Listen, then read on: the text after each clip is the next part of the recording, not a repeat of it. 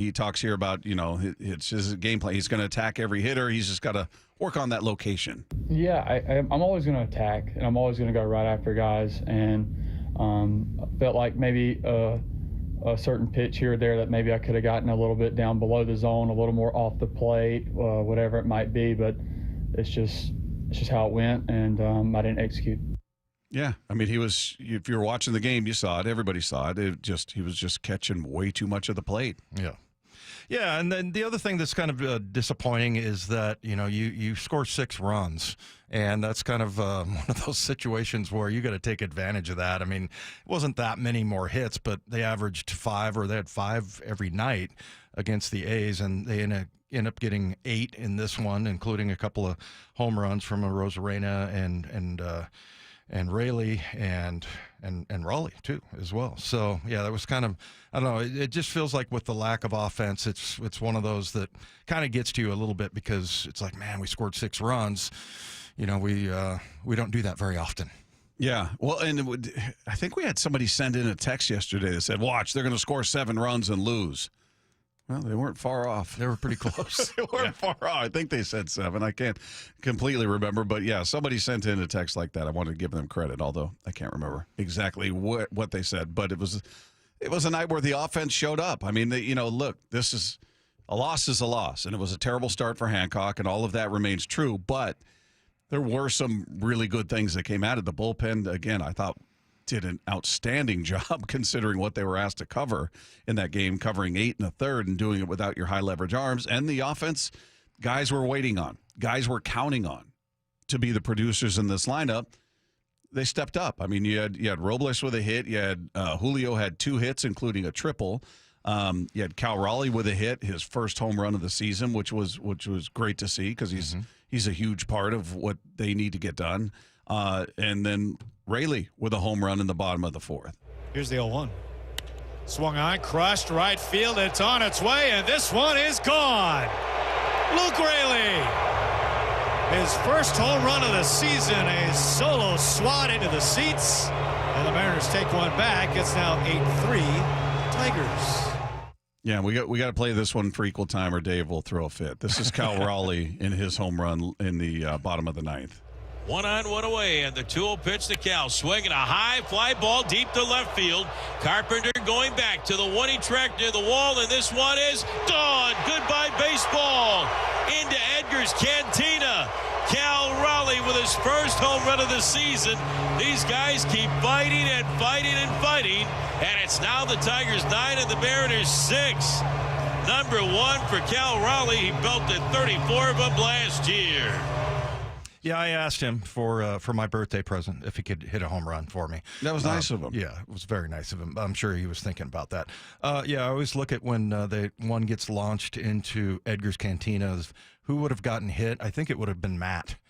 I think it was close enough there. I'm a magnet for those balls. It wouldn't surprise me.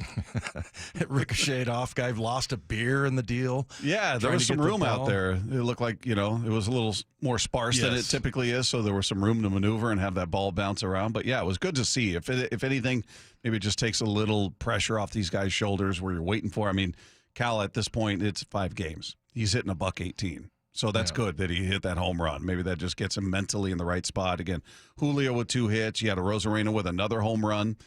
He was 2 for 4 last night. Polanco with another hit. Rayleigh we talked about. So the guys you look at in this lineup, and I'll pull J.P. Crawford out of that. That's another guy you're counting on to get it picked up. And to this point, he has not.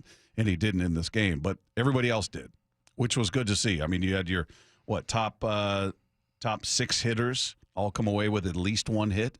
So that was good to see. That's something to sort of cling to. They did put up a 6 spot, which, in 4 games they put up 8 runs against the A's. So this is dramatically better. We'll see what they can get done tonight. And again, they win this series. We're looking at this game as like, yeah, okay, they dropped the first one. Rough start for Hancock, but they turned it around and won the series. And that's the goal. You take these next 2. The other thing is, and you've mentioned it a couple of times, the bullpen. It just seems like every year there's somebody that steps up in the bullpen and delivers. And for Carlos Vargas, that was quite a performance. The 3 2/3 we talked about, gave up 4 hits. one earned run, and struck out a couple, didn't walk anybody.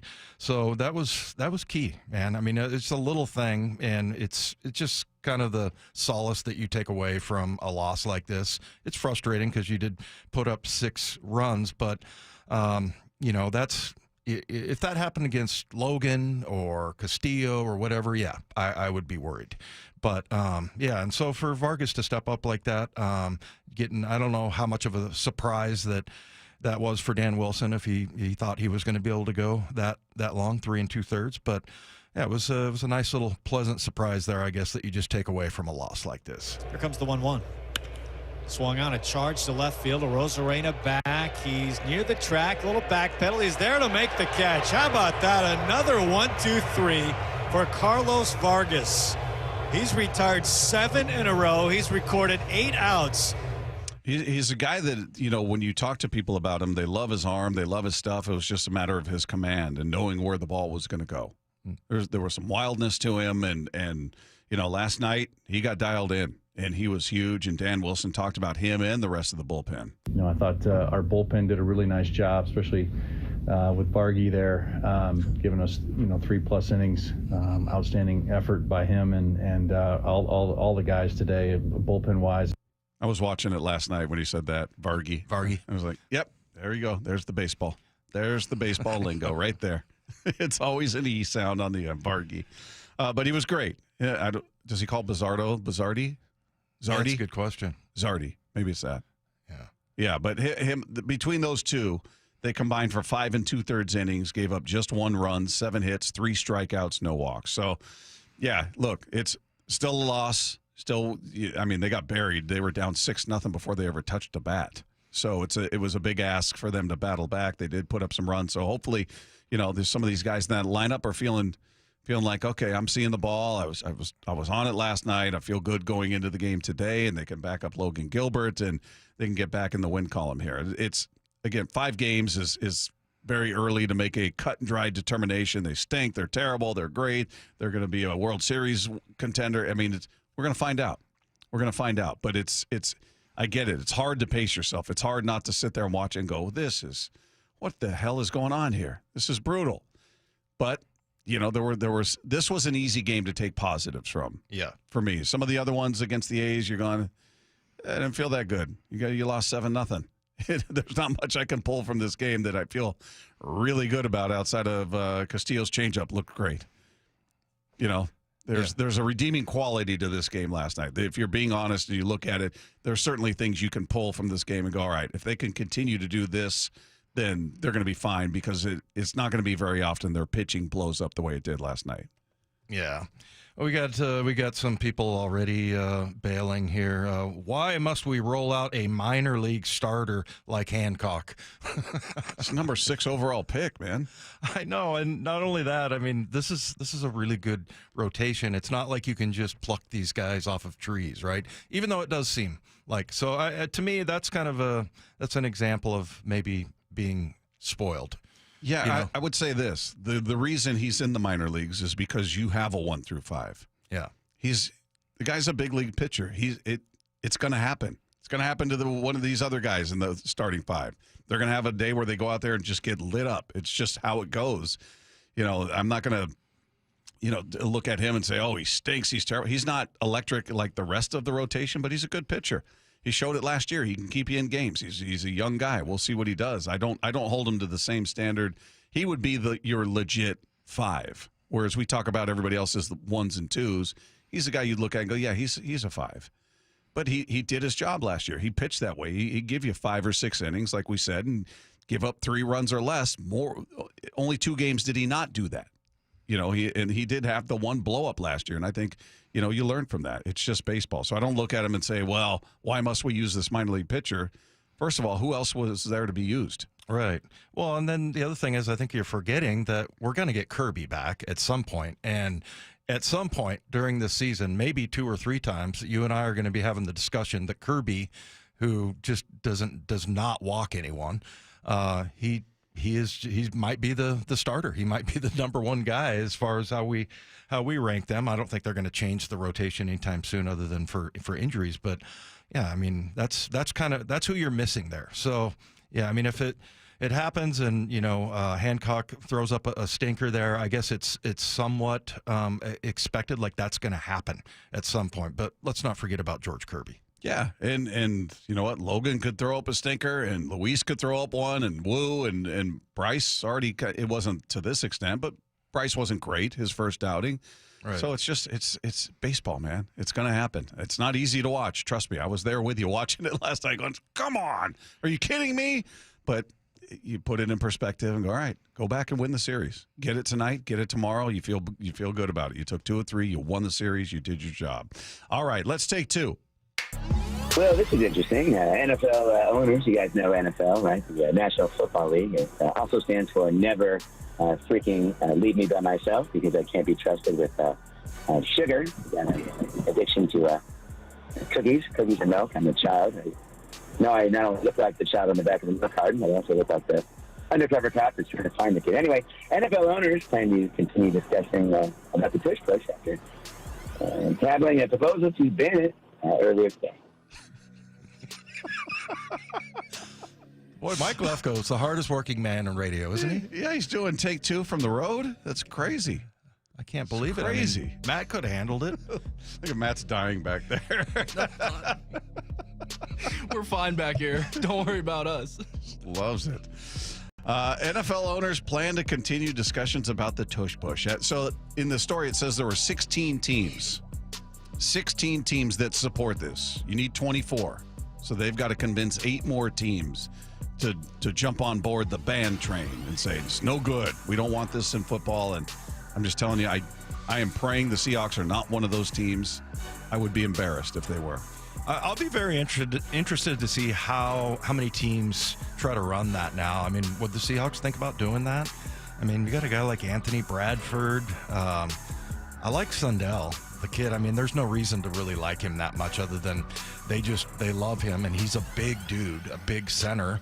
Yeah, I mean, I don't know how you work on that, and I think you can do it late in the season because it's not like one of those plays, and this has been the problem the whole time. People are talking about the injuries. There just hasn't been injuries on that play. So, I mean, what is there? 2 or 3 guys, 2 or 3 different teams that run the tush push? Well, only according to the story I read yesterday, 2 teams ran it more than 5 times. Yeah. Eagles and Bills. Right. So anybody else that's tried it has done it 4 or less. Yeah. So, I mean, I don't know. Do you jump on board or do you all of a sudden? I think it would be interesting since I think Mike McDonald is such a good defensive mind.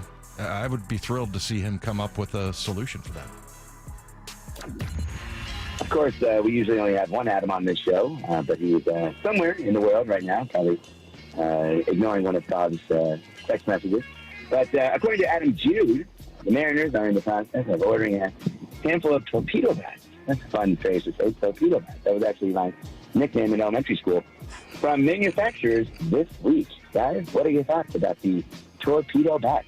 The Braves got them, maybe now the Mariners, and of course we could use a little extra offense. Of course, the torpedo bats could be the great solution for that. Happy April Fool's Day. I love that. There's only one Adam on the show. He's somewhere in the world ignoring Bob's text. Our thanks to Adam Ray there, doing his Mike Lefkoe. But we'll talk more about this later in the show. But according to Adam Jude, he wrote that story, as you heard there, that the Mariners are in the process of ordering a handful of those torpedo bats and trying them out, see what they're like. Why not? Why wouldn't you? Yeah, it's funny. When we were down there for spring training, and the guy, the bat salesman, was there, and the rep for I can't even remember what company it was, but yeah, I didn't see any of the. I like to call them bowling pin. They look more like a bowling pin than a torpedo. Do, but that's not as intimidating. No, it's not. It doesn't sound cool. Yeah. All right. Our thanks to Adam Ray for playing the role of Mike Lefkoe there for Take 2. Take 2 is brought to you by Swedish Cyberknife. Treat prostate cancer with Swedish Cyberknife. Swedish.org/cyberknife prostate. Coming up, are we finally learning more about why DK Metcalf left Seattle? We'll talk about that next with Wyman and Bob. This is Seattle Sports on 710. Seattle Sports, your home for Brock and Salk. Weekdays 6 to 10. There is no offensive problem in Seattle when Julio is hot. None. All of the offensive problems that the Mariners have had in the last couple of years disappear when Julio's hot. Yeah, you can put all that pressure on Julio, and it's all about Julio. And if Julio goes, everybody else goes. But we also know every rotation that comes in says, don't let that guy get going. So we will not give him much to hit. On Seattle Sports and 97.3 FM HD2. Swedish Cyberknife is expanding. Hey, it's Dave Wyman here with some exciting news from our friends at Swedish. They are adding a second Cyberknife, so patients can now receive Cyberknife treatment at Swedish Cherry Hill and the First Hill campuses. As many 710 listeners already know, Cyberknife is a non-invasive, non-surgical treatment for prostate cancer with proven results. Cyberknife uses advanced technology to track your slightest body movement while adjusting in real time to deliver radiation with extreme precision.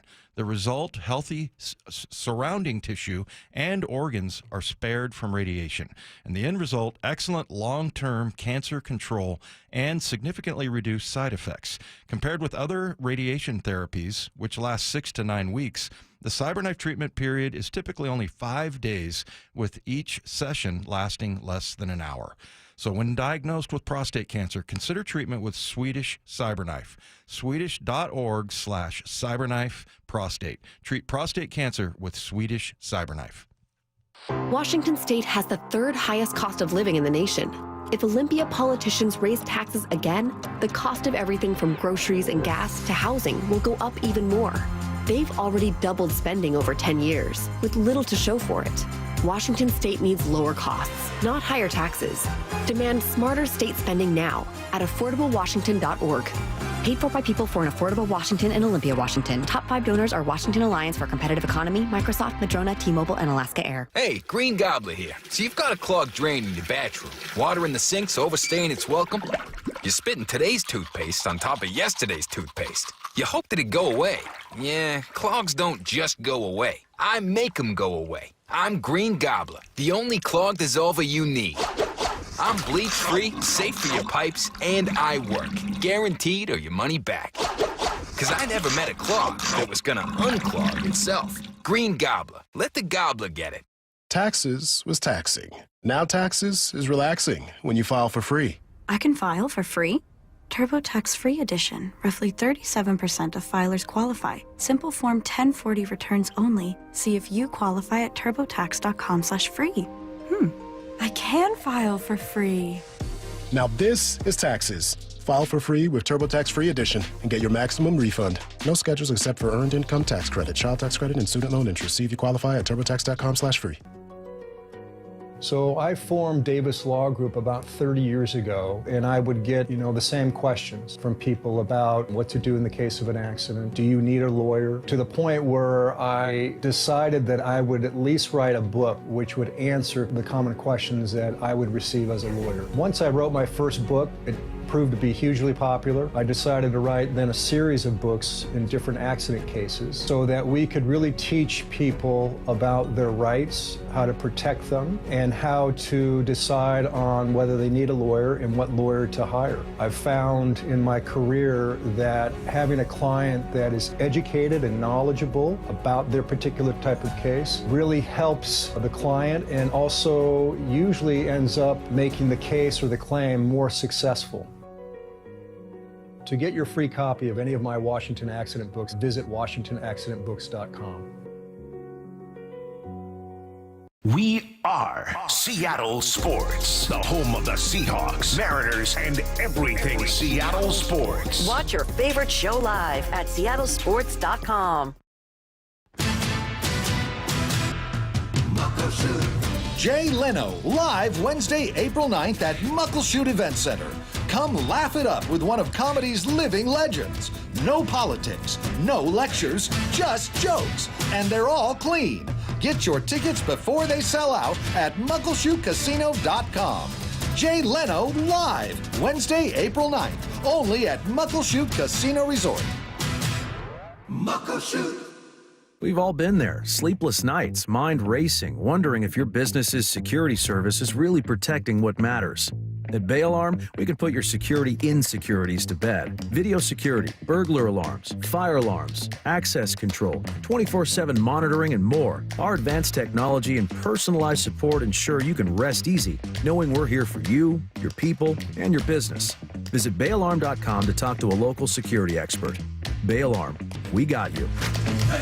The LJ way is the Lee Johnson Auto family. Hello, hello. Welcome to Lee Johnson Auto Family. This is King. This organization's a special one. They call it the Lee Johnson Auto Family, and it's not just a name. It's not just some cliche. They foster an environment for us to become a family, to work together, to really become close, and they show us in a lot of different ways that they do value us. Is it perfect? No place is. But I've been very thankful to be here in the almost 10 years and have every plan to stay here for a lot longer and just watch it continue to grow. He's fun and professional, which explains why so many people visiting Lee Johnson Kia ask for him by name.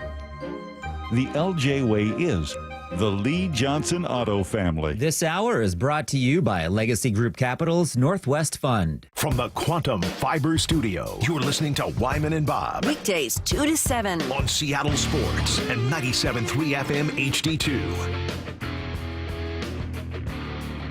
Text line is there for you at 866-979-3776, powered by Mac and Jack's Brewing Company. Some listeners taking shots at the guy who said, why did we bring up a minor league pitcher? Oh, good. Texter on texter crime. Yeah, they were firing on that guy. Well, I mean, come on, man. Have some perspective. I mean, I know we live and die with these games. That's just the way it is. That's, and we're always posing the question, is it too early, or at what point does it get serious? But I mean, we pretty much take them hard, but I mean, come on, man. What about George Kirby? What about Logan Gilbert? I mean, I just any criticism of the pitching, and now it looks like we'll see, but it looks like the bullpen again is going to be very reliable, and they've done a great job with the pitching. So just relax. Yeah, it's. I usually like to get 40 games. 40 games is where I kind of fall to say they're this, they're that. Until then, you're developing, you're figuring out who does what well, what do they struggle with individually, what's going to be the strength, what's the weakness. You're 5 games. Look, we all wanted. We talked about this offseason. We talked about this start to the season being more consequential than years past, and that seems to be proven to be true. We'll just see if they can work their way out of it early and win this series. I think that goes a long way into making people feel okay about what this team can be. And there were some positives you can take from last night, certainly with the offense putting up 6 and guys we're counting on to be producers coming up with big hits last night. Unfortunately, you just got buried before you ever touched a bat. Right. So it was one of those nights. Meanwhile, we had a chance to catch up with Brady Henderson yesterday. He covers the Seahawks for ESPN.com. And he made a statement in that conversation. First we talked to him about, hey, is this a better team with Darnold, MVS, and Kupp, or would it be a better team with Geno, DK, and Tyler? And here's what he had to say about that. Let's say DK Metcalf, for instance, he's obviously a better receiver than, Marquez Valdez-Scantling, and I would say he's a better receiver at this point of their careers than Cooper Kupp. But what does that look like when, you pay a guy who's been unhappy for the last few years? And, from what I understand, that trade request that DK Metcalf made, before the start of free agency, that was not the first time that he's requested a trade. And from my understanding, that's happened several times over the past few off seasons. And so, I think the question is, would you want to give a third contract to a player, deal with the inherent risk in doing so, and also deal with a guy who's been unhappy? And by the way, being unhappy several years ago when he was still fresh into that contract, that tells me that, his unhappiness wasn't always necessarily related to how much money he was making. And if that's the case, then giving him a new contract, I don't know if that necessarily solves the problem. So that was pretty eye-opening. We hadn't heard any rumblings behind the scenes. Typically, you'll hear whispers of things like that. Didn't hear anything about him being unhappy with his situation here. I never heard anything during the offseason from him other than him, like, working on himself. Remember, he was like, hey, I get too angry, and I need to control this and rein this in. And I don't know, it just always sounded like he was humble. And then, he proved it on the field. I mean, he was always very, very much a good teammate to Tyler Lockett. And then, I'm sorry, the play made against Arizona, that's just the epitome of unselfishness. And, that there are high school football coaches showing that play still and never quit, always hustle, that kind of spirit. And by the way, people don't even remember, I think he made the tackle somewhere around the 5-yard line. The Seahawks stopped Arizona on that drive and then went and scored. So that play to me just kind of summed up who he was. Every chance I had to interact with him or interview him or whatever, he was fine. So yeah, I find that kind of shocking. I mean, he was, he's the guy that was late in the second round. He was the 64th overall in the 2019 NFL draft, and there were lots of teams that weren't gonna draft him because of his neck problem. Yeah. Yeah, to me, you never saw it. You could complain about, he's not a great route runner. He dropped the ball here, dropped the ball there, whatever. There was never a moment he looked like he was slacking. He wasn't running out of route. He was, we saw it with Randy Moss back in the day. When he clearly didn't want to be with Tennessee, and we saw it with the Raiders at time. I mean, you've seen great players go out there and give a half-hearted effort. Never saw that from DK. His penalties were those of aggression. He was too aggressive. He was too involved, and he's a guy that he put up the numbers. Considering, and now makes you wonder. All right, was this a Geno thing? If he said it's been for a few seasons, I'm wondering if Geno and he did not have the connection. Maybe he felt they should, or they didn't work out together in the offseason the way he and Russ did. He and Russ would be working out in the offseason, throwing. So I don't know. Maybe that relationship wasn't great. Never heard about any. Again, if that was going on. First of all, never heard that he was unhappy. Second of all, never heard that he requested a trade. And third, never heard about any beef between him and Geno. Maybe there wasn't. I'm just trying to figure out the timing. If this has been, the past few years, as Brady said. All right, what changed the past few years? Well, you had a quarterback change. He could have been mad last year just over the coaching change. But prior to that, if he's saying it's been years prior to that, that's when Pete was here. So I'm wondering if it was the quarterback change. But one more from Brady real quick. Just said he's been unhappy the past off seasons, and Brady says he felt like they just reached a point where they didn't want to deal with it and realized they might be able to get something substantial for him. I don't know enough to say with any level of certainty or authority. So I just know that, he's been unhappy, in past off seasons. And so I think they just reached a point where, they were sort of tired of dealing with it and, realized that they may be able to get something. And, if now was sort of the time to do it, knowing that, if you're going to keep him, you probably have to pay him a ton of money, which I think that they were prepared to do. But when he, made it clear that he wasn't happy, I think that sort of was a turning point for them in realizing that, okay, he's been unhappy, and it's the kind of unhappiness that, giving him a new contract, again, wouldn't necessarily solve. Yeah, there was an indication at the end of last season that he wanted to talk when the season was over, and that was the only time I really ever heard that. So I thought that it was possible, but I don't. He's just always he's not the greatest route runner. I'm not a receiver expert, but if you look at what JSN and how he runs his routes, there's a difference. Mm-hmm. But and I think some of the unhappiness for him was probably that JSN, I mean, they really worked to get him the ball.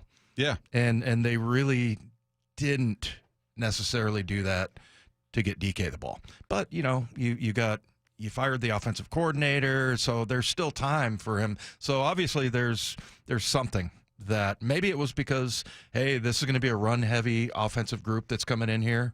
As far as the offensive coordinator, that could be another thing. But, yeah, it was that makes sense for this year. But if he's saying it's been multiple seasons prior to this, what was it then? Yeah, I don't know.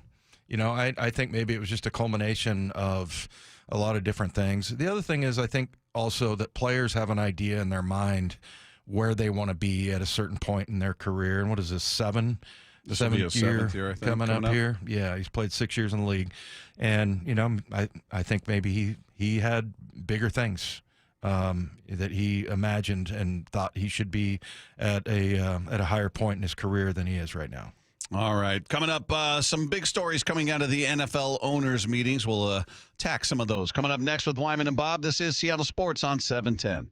For down territory, going inside the game with former Cougs and Seahawks wide receiver Michael Bumpus. The NFL is trying to clean up the game. What do they want to emphasize, and how do you feel about it? The NFL wants to bring in more sportsmanship. And I understand they're saying, look, we want kids watching the game to learn from these guys. And listen, it is a good idea. But the ball player in me says, man, forget all that noise. This is football. For down territory, every day at 11:15 and 1:15 on Bump and Stacy.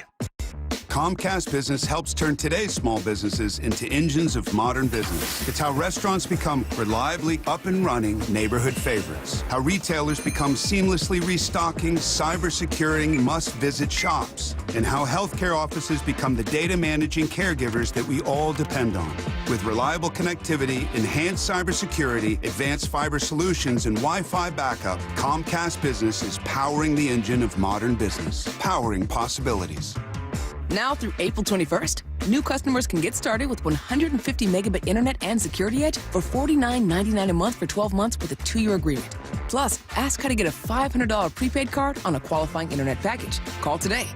Restrictions apply. Not available in all areas. Requires enrollment in paperless billing and automatic payments with bank account. Equipment, taxes, and other fees extra and subject to change.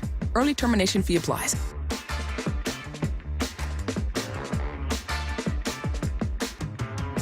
I learned patience from my adoptive dad. All he had to say was, "Hey, you got this. Just breathe." Hey, we're pretty good. Yeah. Might have to start a band. I got it. Learn about adopting a teen from foster care. You can't imagine the reward. Visit adoptuskids.org to find out more. This message is brought to you by Adopt US Kids, the U.S. Department of Health and Human Services, and the Ad Council. Spring cleaning isn't just for clutter. Let Benjamin Franklin Plumbing take care of your appliances. From water heater replacement or repair to advanced water filtration installation, Benjamin Franklin Plumbing is here to provide a worry-free summer for you and your family. Visit BenjaminFranklinPlumbing.com to schedule. You can count on the punctual plumbers, where your comfort and safety come first. Book now. Visit BenjaminFranklinPlumbing.com. Progressive knows you've got enough to worry about in life. Hi, it's your life again. Feel like another year is just slipping away? Yeah, remember all those New Year's resolutions you made? You still haven't finished the first book. Just 19 more to go. I mean, if we're being honest, it wasn't a very realistic goal. Have you ever considered that you intentionally self-sabotage? So what's that about? So let Progressive protect your home and auto, because you've got enough to worry about. Progressive Casualty Insurance Company affiliates and other insurers not available in all states. This is a story of the one. As a maintenance specialist for University Housing, he knows college students can major in wear and tear. Plus, housing so many students doesn't leave a lot of room to house all the supplies he needs. That's where Grainger comes in. With over 1 million industrial-grade products and fast, dependable delivery, Grainger carries the quality products he needs so he doesn't have to. From a new door hinge to a whole new faucet. Call, click Grainger.com, or just stop by. Grainger, for the ones who get it done. Mike Salk here, and luxury awaits at Snoqualmie Casino and Hotel, where comfort meets elegance. And this summer, you can experience the breathtaking Cascade views, the world-class dining and entertainment, and elevate your next getaway by combining effortless style with the utmost relaxation. Plus, Snoqualmie Casino and Hotel's award-winning outdoor summer concert series is back with amazing artists like Hanson, Austin Jenks, Melanie Fiona, and POD. This summer, overlooking the beautiful Snoqualmie Valley, snocasino.com for tickets. Seattle's closest is now Snoqualmie Casino and Hotel. The John Schneider Show. Every Thursday until draft day on Wyman and Bob. Listen live Thursdays at 4 p.m. or watch the interviews on the Seattle Sports YouTube page. Bob Stelton here for Asset Roofing, and they have got the perfect slogan. You're either hiring a liability or you're hiring an asset, and I witnessed this firsthand when I met Anthony, the owner, and again when I had him do work on my roof. Now this spring, replace your aging roof with Asset Roofing because you're either hiring a liability or you're hiring an asset. Check them out at AssetRoofingCo.com. That's AssetRoofingCo.com. Certified work that's never in doubt. Asset Roofing, excellence is on the house. It's the World Fighting Championships at Emerald Queen Casino Event Center. Saturday night, May 10th. Experience the thrill of live MMA, boxing, Muay Thai, and kickboxing. Tickets at emeraldqueen.com. Don't miss this exciting mixed martial arts event. The World Fighting Championships, May 10th at Emerald Queen Casino, the entertainment capital of the Northwest. 21 and older. Need gambling help? Call 800-547-6133 or visit emeraldqueen.com. John here with Happy Hauler. We want to help get your unwanted items to those in need. Furniture and household items you plan on throwing away? We'll take them and prioritize donating and recycling, keeping items out of the landfill, and giving useful items a second happy home. Happy Hauler is Seattle's eco-friendly junk removal.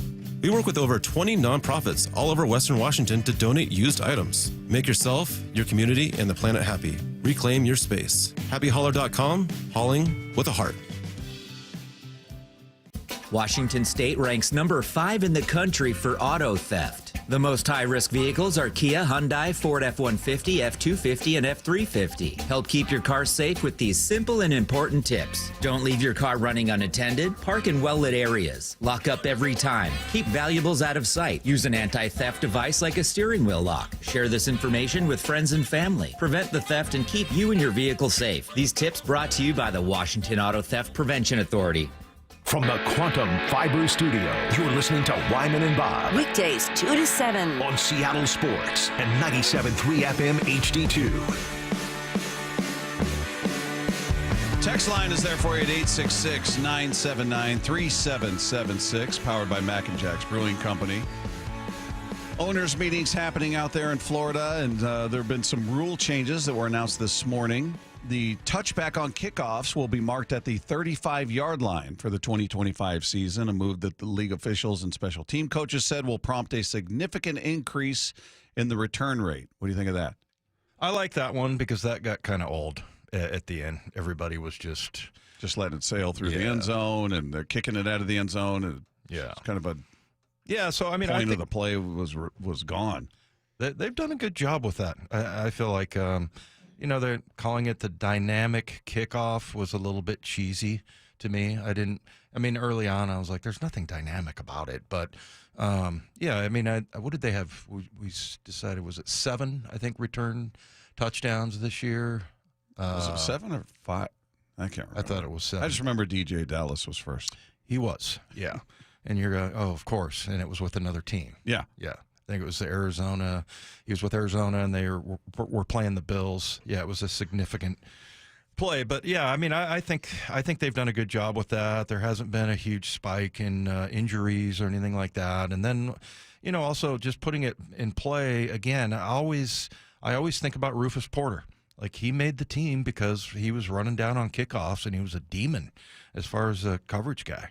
So, that's how a lot of guys will make it into the NFL, and so there's more opportunities for them. Another one, the on-site replay official will now be permitted to reverse flags that are thrown for hits to defenseless players, along with fouls for face mask, horse collar, tripping, and running into / roughing the kicker. Those replay officials, however, will not be allowed to add a flag when an obvious foul has gone uncalled. What do you think of that? Yeah, I guess as long as it doesn't slow everything down, but I don't know. There's so many times where I think in the past, I get the whole, if you have the technology, use it. Mm-hmm. And if you can get it right, get it right. But I don't know. There's a lot of plays and where I'll just go, it's close enough. And okay, yeah, he touched his face mask, but see, I thought you would like this because they can reverse it if they throw a flag for hitting a defenseless player, they can review it and look at it and go, okay, we're going to rescind that flag. Yeah, I guess I see it as being that, it's probably not going to get rescinded, just because the way that they call those anyway. I feel like it's just going to confirm what they already thought. I hope it'll be used in situations where the quarterback gets hit. And we talked about the big one between the Vikings and the Packers when I think it was Kirk Cousins got hit, and was it Clay Matthews that hit him? And it was just perfect. It looked like what you would have as an example on film for your team. This is how you do it. Didn't land on him, hit him with his shoulder, not his helmet, hit him in the chest, brought him to the ground, and somehow there was a flag thrown. They ended up losing that game. Right. And that's the one that's just stuck with me for years, because I'm like, what was he supposed? That was perfect. It was perfect. But the way they call it, even if I don't know, were officials, do you remember if they were asked after that and go, yeah, we blew that one? I don't recall their response. I just remember it cost the Packers the game. Yeah. Well, and I just think they're going to, I think that they're told, look, when it comes to the quarterback, we're just going to be ultra sensitive. And we see how difficult it is to find the right quarterback. And, I don't know that that's going to change anything necessarily. Another one that was approved, a proposal from the Eagles to give each team a guaranteed possession in overtime during the regular season. So I guess they're saying even if whoever has the ball first, they march down the field, score a touchdown, you still get a possession. So there you go. Yeah. In the regular season is what in the they're regular saying. season. Yeah. I mean, because they were doing it in the playoffs, right? Before. Yes. Yeah. So, yeah, it's more football. Yeah. Yeah, I'm fine with that one. I don't think anybody's going to complain about more football. The method for measuring first downs in the NFL will switch from the chain gangs to camera-based technology in 2025. The traditional chain crew will remain on the sidelines in a secondary capacity. So I guess they're there if the cameras go down, there's a glitch in the technology, they're going to be ready to spring into action, but they'll be there as a just in case. I like the chains. I think they should actually go back to chains. They've kind of the spotting of the ball has been problematic, though. Yeah. Where we see one guy, two officials running from opposite ends of the field, and one guy's on one side of the line to gain, the other side guy's on the other side. They're on opposite sides, and you're going, well, all right, which one of you is right? Because one of you is a first down, the other one's saying you didn't make it. Yeah, I think eventually there's going to be a chipped football, right? Mm-hmm. And there's going to be some kind of a grid, so there's no question whatsoever. But you're right. There's a lot of times where I'm like, some of the spots, and I feel like a lot of times it'll come down to like 2 inches, and there's a lot of times during the game where I'm just watching the officials going, I'm sorry, that he just marked that like a length of a football shorter than it was. So this will take all of the, all kind of like the umpires, with the strike zone. A couple other things, comments from owners out there. Art Rooney was asked about Aaron Rodgers at the NFL owners meetings. Here's what he had to say. Nothing new on the Aaron Rodgers front. We'll see what happens, and hopefully we'll know something soon. Are you content to wait? Well, not forever, but a little while longer. Did you envision it taking this long and playing out the way that it has? No, didn't envision it taking this long, though. There have now been some photos and videos of him throwing with DK Metcalf. Omar said yesterday that if it happened, it'd be a good thing. Do you view it as a good thing? You're trying to read the tea leaves to figure out which way he's leaning? Things like that? I mean, I would say it was a good sign that he wanted to do that. And, we keep hearing that, he's, I guess, headed in our direction. And so it seems to be all signs are positive so far. Oh, but you have a good feeling. Yeah, I mean, we keep getting, positive sort of signals about it. All waiting on Aaron Rodgers again. Yeah, 41 years old. I don't know if he's trying to do this for a fact or if this is because, maybe he's just taking time off. And I don't know, I said earlier, I feel like he doesn't really owe the NFL anything. He doesn't have to hurry up. I think it does fit his personality that he's kind of dragging it out. Yeah, he's out there throwing with the receivers on the team. He's met with the team. Maybe you could wrap that up before the draft. We'll see. One more here. This is from 49ers owner Jed York. Apparently, fan base is out there calling him cheap, talking about how they haven't spent in free agency and they're getting rid of all these players. People will, make that distinction and say, you're being cheap. You should call worse. I guess I know you kind of answered. I think you guys have called me worse. At least a couple of you. But how do you respond to that? Who people say, well, hey, look, I get it. Like, fans care, right? Like, you want to win. And when you're in a world where everybody is watching the NFL the first week of free agency, or at least the first 3 days of free agency, it's a frenzy, right? Like, you see a huge spike in social following and things like that because it's something to get engaged in. And when you're not overly active in that space, it gets easy to say, you don't want to win. And you don't just have to do things the first 3 days in free agency. I don't know that as we looked at the board, that there was somebody that we felt made that type of an impact more so than making the decision to try to go pay Brock. Yeah, I mean, it was last year, it looked to me like they were loading up and spending all around, or 2 years ago, I guess it was now, as far as bringing Aaron Rodgers in there, because they had just an amazing defense. They had good players. They got some good offensive linemen to protect Aaron Rodgers, they thought anyway, and then they brought him in. That's the only thing they haven't been able to do. Yep. We'll see where it feels like he's going to land there, but maybe he still has to make peace with the darkness before he makes that final decision. Coming up, we'll congratulate Mariners broadcaster Gary Hill for no longer having to share a booth with Aaron Goldsmith. Hey, I'd be happy. Good match. Taking pride in that one. We'll talk to Gary coming up next with Wyman and Bob. This is Seattle Sports on 710.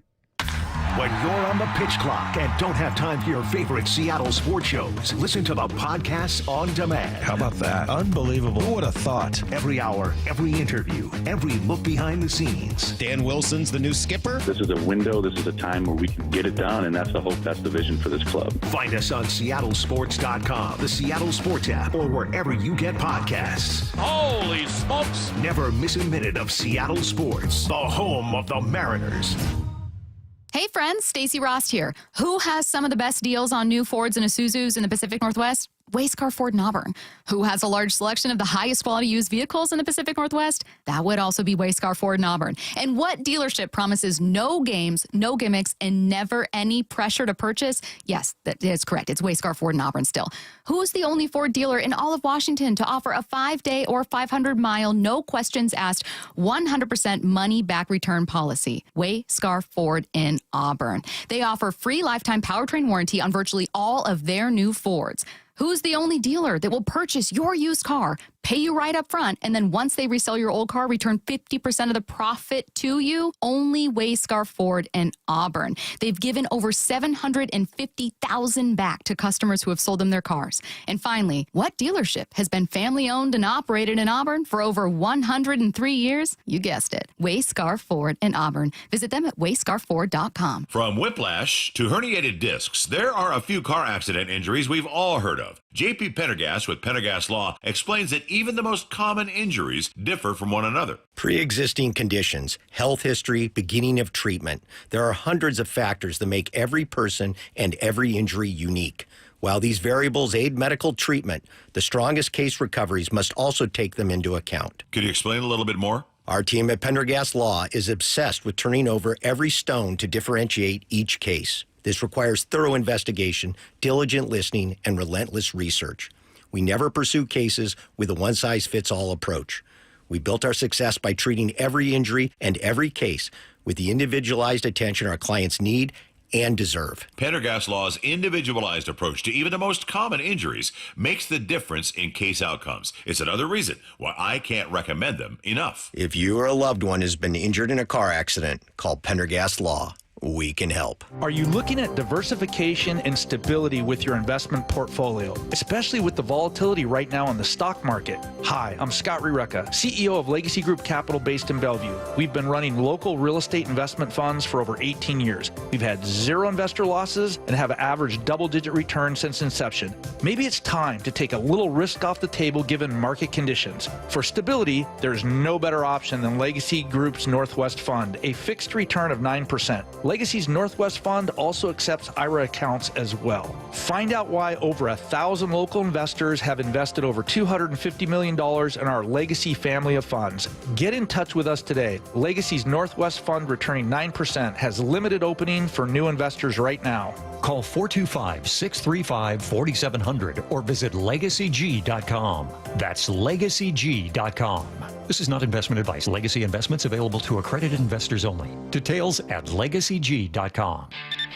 All right, keep up. It's me, the radar gun at T-Mobile Park. And these Mariners pitchers have me working overtime. 3 all-star aces, Logan Gilbert, Luis Castillo, and George Kirby throwing absolute gas. Holy smokes, what a performance. Strikeout number 10 on the night. And don't forget about Bryce Miller and Brian Wu, the young guns. Those guys get me fired all the way up. Swing and a miss. Strike 3 and 95-mile-an-hour fastball. And just when you think you've survived, here comes Andres Munoz dialing up triple digits and shutting the door. Oh boy, I'm giddy just thinking about it. Back-to-back strikeouts and the ball game is over. Trust me, you're going to want to grab a seat and feel the speed for yourself. And there we go again. I got to make sure my batteries are charged. Mariners baseball. Trident's up. Be here for the Mariners opening homestand at T-Mobile Park. The fun continues this week with 2 more chances to score a Julio bat flip bobblehead tonight at 6:40 and tomorrow afternoon at 1:10. Both games are Mariners value games, which means you can score seats starting at just $10 at mariners.com/value game. Mike Salk here, and you've probably heard me mention that Crawl Pros has a full-service pest control division called Pest Pros, and they can prevent bug and rodent infestations from reoccurring at your house. You probably also know that it's especially important to keep a close eye on any signs of pest intrusion in your home during the spring. Why? Well, let's start with rodents. They're at the peak of their reproductive season, so if just one makes its way into your house, it could quickly turn into hundreds, and then you've got damage to insulation, wiring, even structural features, not to mention they're disgusting and carry disease. You may also see an increase in bugs, especially ants this time of year, as they're just looking for food. But if you got kids, you know they leave food everywhere, so this can become an even bigger issue. If you have any reason to think you've got a pest problem, you want to take care of it quickly before you have a much larger problem on your hands. So call Pest Pros. They'll come in, do a free corner-to-corner inspection, just like they did at my house, and fix the problem. If you're worried that any type of critter is making a home of your home, call Pest Pros or visit gopestpros.com. Let's go! This is Seattle Sports. Streaming through the Seattle Sports app. KIRO AM Seattle. KIRO FM HD2 Tacoma. Home of the Seahawks, Mariners, and everything Seattle sports. Seattle Sports Snapshot. 6-time Pro Bowl defensive lineman Calais Campbell has finalized a 1-year deal to return to the Arizona Cardinals for his 18th NFL season. Team made that announcement today. The 1-year deal is for $5.5 million, has a max value of $7.5 million. That's according to Adam Schefter. He's 38 years old. He was the team's second-round pick back in 2008. Played with the Cardinals until 2016, so he is going to add some depth to that defensive line. Meanwhile, NFL owners plan to continue discussions about the Eagles' short yardage tush-push play after tabling the proposal earlier today to ban it. The Green Bay Packers authored the proposal, which earned the support of 16 NFL teams. According to sources, NFL bylaws require a minimum of 24 votes to approve a change. Snapshot, brought to you by Miller Lite. When it's game time, it's Miller time. From the Quantum Fiber Studio, this is Wyman and Bob. On Seattle Sports. Streaming live on the Seattle Sports app and at seattlesports.com. Now, here are your hosts, Dave Wyman and Bob Stelton. Well, the Mariners are looking to get back in the win column tonight when they send Logan Gilbert to the hill. Game 2 of their 3-game series with the Detroit Tigers. And a man who you will hear on the radio call is with us on the Emerald Queen Casino Sportsbook Hotline. Mariners broadcaster Gary Hill is with us. How are you, Gary? I'm doing great. How are you guys? Good to see you again. We're good. We're good. We're we were parsing through just all of the events of last night. There was some real bad and there was some real good. I mean, looking at the bad was obvious. Emerson Hancock just didn't have it. He got lit up. But the bullpen covering 8 1/3, I thought they were specifically Bizzardo and Vargas were outstanding. And then the offense, guys that you're counting on, guys you're looking to produce. Top 6 hitters had at least 1 hit each. So, Cal his first home run, Julio with 2 hits, including a triple, Rosarena another home run. So how do you I mean, it stinks. They lost. It wasn't fun, but it feels easy to me, maybe not for some of our listeners, to pull some positives out of the game last night. Yeah, I get it. Especially this time of year, I think it's important to kind of look big picture and have some patience. I know that's easier said than done. It's hard when there's just 5 games into a season, and those are the only 5 games we've had so far to kind of digest. And you want to read a lot into 5 games, but I think it's best to probably resist from doing that. But there was some good things that happened last night that you pointed out, especially offensively. I thought it was a really good day offensively. In fact, I thought Detroit, they turned a couple of really nice defensive plays where if they don't, I mean, who knows where the game goes from there. But I'm really excited about what we've seen from Randy Arozarena in particular to start this season. I was looking at some of the numbers today of balls that have been hit over 104 miles per hour in play. He's got 6 of them already, and there's only 2 guys with more in baseball. One of them is Ohtani, and the other is Vlad Guerrero. So that's pretty good company to be in. I know the numbers don't quite bear it out. He had one that would have been a home run on a lot of different days. He had another one where he was robbed. But if he keeps hitting the ball hard like that, the production is going to be there. So there are some good things last night. I mean, you would love that kind of offensive day every single day if you can replicate it. And we all saw what happened. I mean, it wasn't a great day for Hancock, but I think the first 4 guys in the rotation pitched really well. And in fact, I'd say Logan and Wu in particular were great the first time. So, and it's good to have Logan back today. When you have a long bullpen day the day before, it's great when you can hand the ball to Logan because you're hoping you get a longer start, certainly.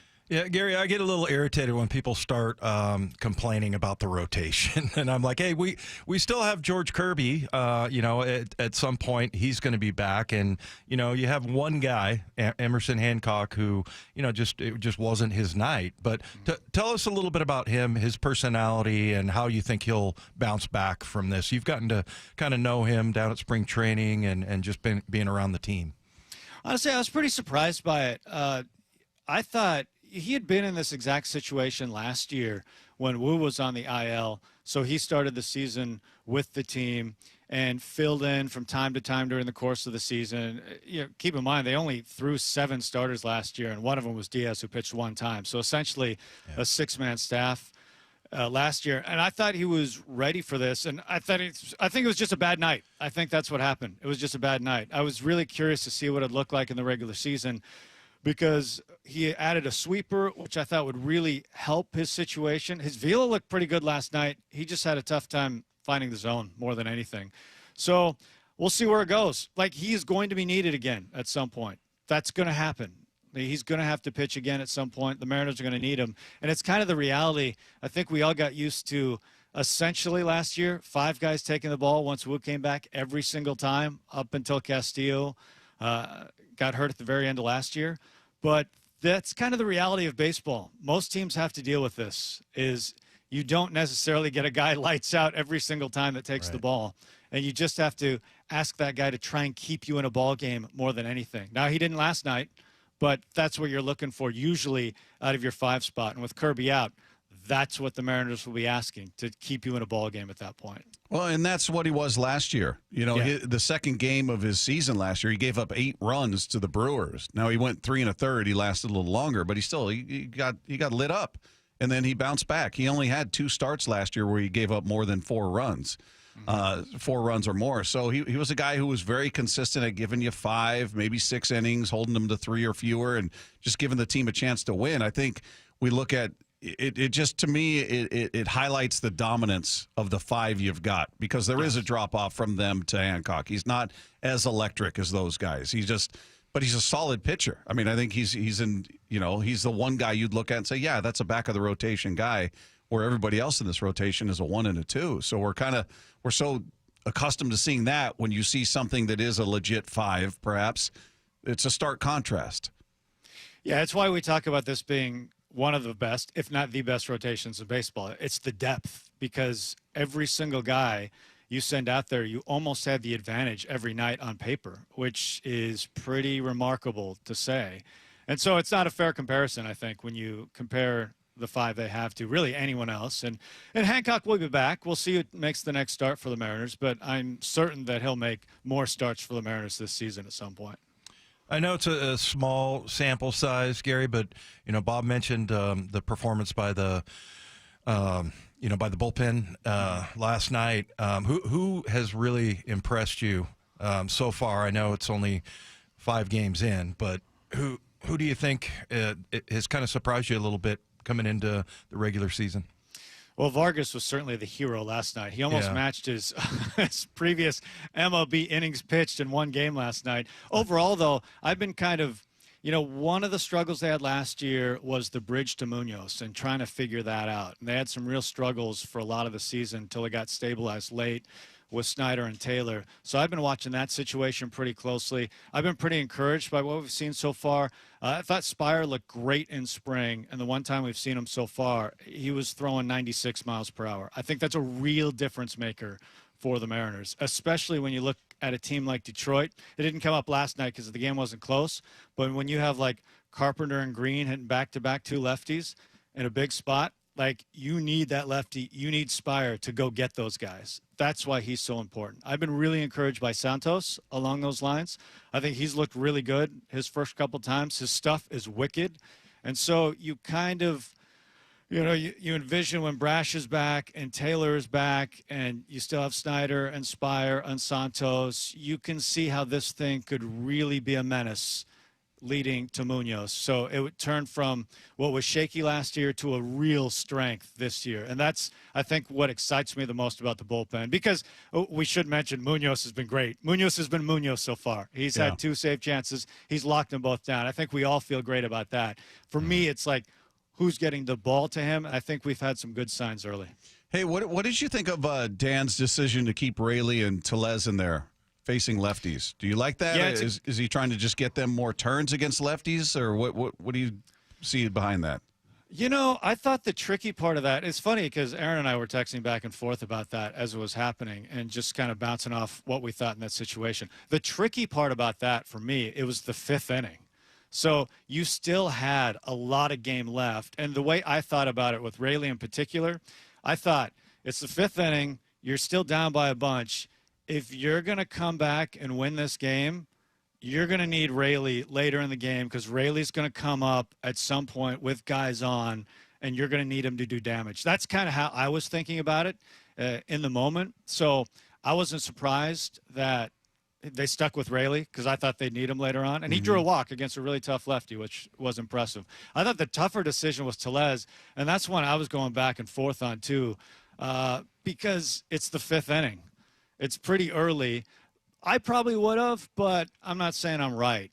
So I'm really fine. I think, or you would have pinch hit. No, I think I would have pinch hit, but I think you can make a case either way. I don't think it's one of those like, "Whoa, that was a big mistake." I think it's one of those decisions, especially when you're in the 5th inning. It's defensible either way. I don't think there's a wrong call, although I guess if it works out, that's the right call. If it doesn't work out, that's the wrong call. I mean, I guess the results speak for themselves, but I don't have a problem with him sticking with him in that situation. Hey, Gary, Jorge Polanco's been exciting. I know we have to qualify everything with, yes, it's been 4 games or 5 games, but not so much in the field, but as far as at the plate, pretty good, man, and looks good. And have you heard from him about how his knee feels? Or it doesn't seem like there's any problem at all. No, he's feeling good. He looks good. I mean, he just looks good. It looks like he's running around and feeling good. And that swing is the same swing he had in Minnesota for all those years. This is a guy with a track record, and he's had a really good track record in Major League Baseball.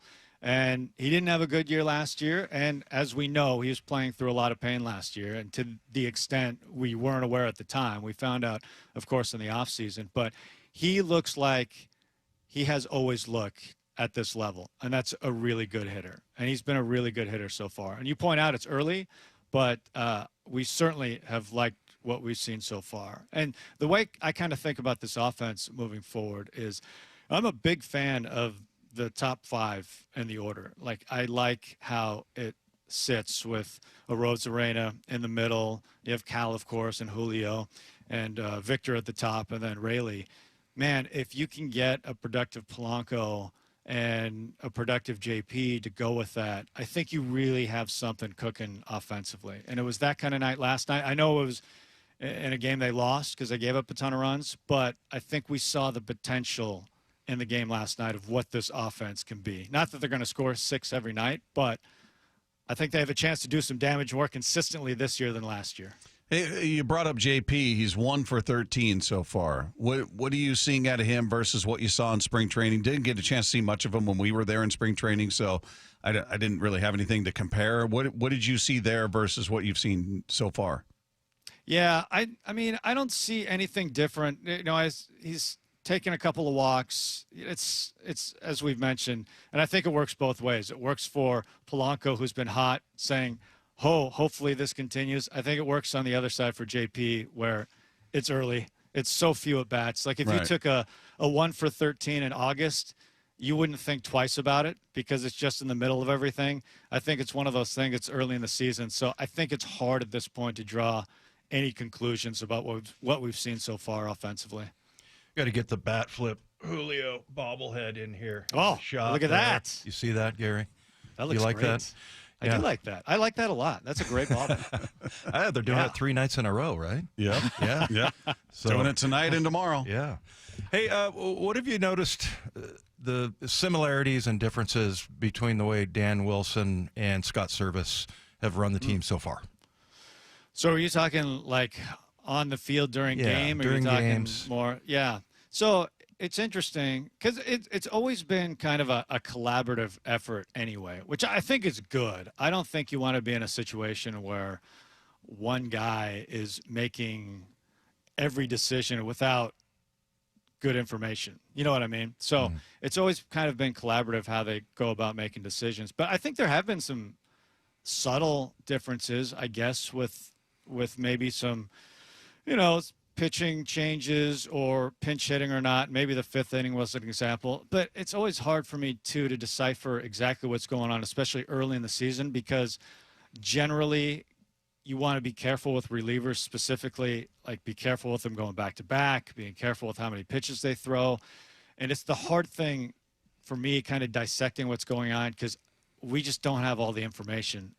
There's some guys that may not be available, and we never know because we're not told because there's a competitive advantage for them not to disclose to us who's available and who's not. So part of that, there have been some differences, but I don't want to read too much into it early because it's hard in the first week because it's hard to know who's been available, who's not, who do you want to stay away from going back-to-back games this early in the season. Well, one of the things we have seen early, unfortunately, is what we talked about in preseason or in spring training prior to the season, and that's the potential of the defensive liabilities that exist within that infield. And we saw it with Polanco, that throw. I don't really know what happened on that. There was, like a 14 hopper to first base. We saw J.P. Crawford sail one over Solano's head. We saw Colin Snyder. I don't know what he was doing on that pop-up. I mean, we for 5 games, we've had a couple of moments, and we even had one drop in the outfield where it looked like, Bliss, Julio, and Robles were all converging, and then everybody just kind of pulled up at the last minute, and the ball drops between them. So defense has been a little shaky so far. Is that something you worry about continuing? Like this might be who they are, or do you just look at that it's early and guys are going to get it figured out? Where's your confidence at with the defense? I'm going to hope that the JP throw was isolated. I'm going to hope that the Snyder play was also just chalk that up to, hey, I don't know, pitchers sometimes don't know what they're doing. I'm going to chalk that up to just one of those moments. That's what I'm hoping for. I think, as we talked about heading into the season, like Polanco is new to third base.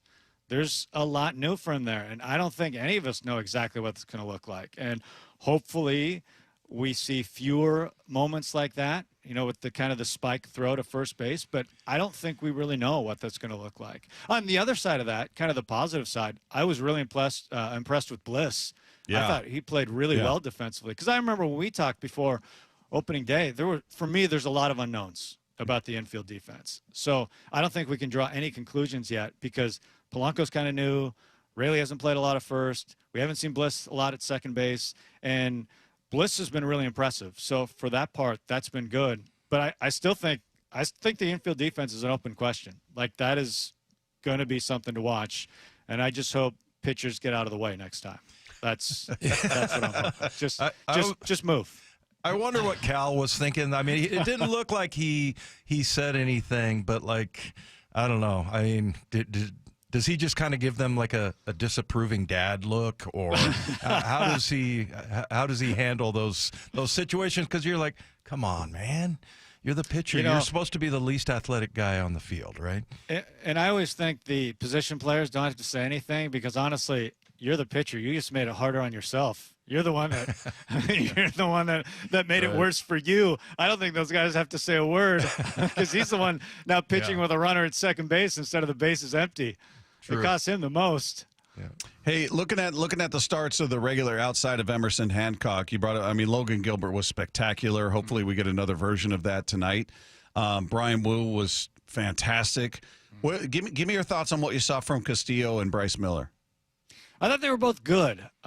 I don't think they were as dominant as Gilbert or Wu, but especially the first time out, I feel like part of me feels like Logan Gilbert sets the bar so high the first time out. I mean, 7 innings, the way he dominated, that's not necessarily normal the first time out, but I think our expectations are all pretty high for the starting rotation.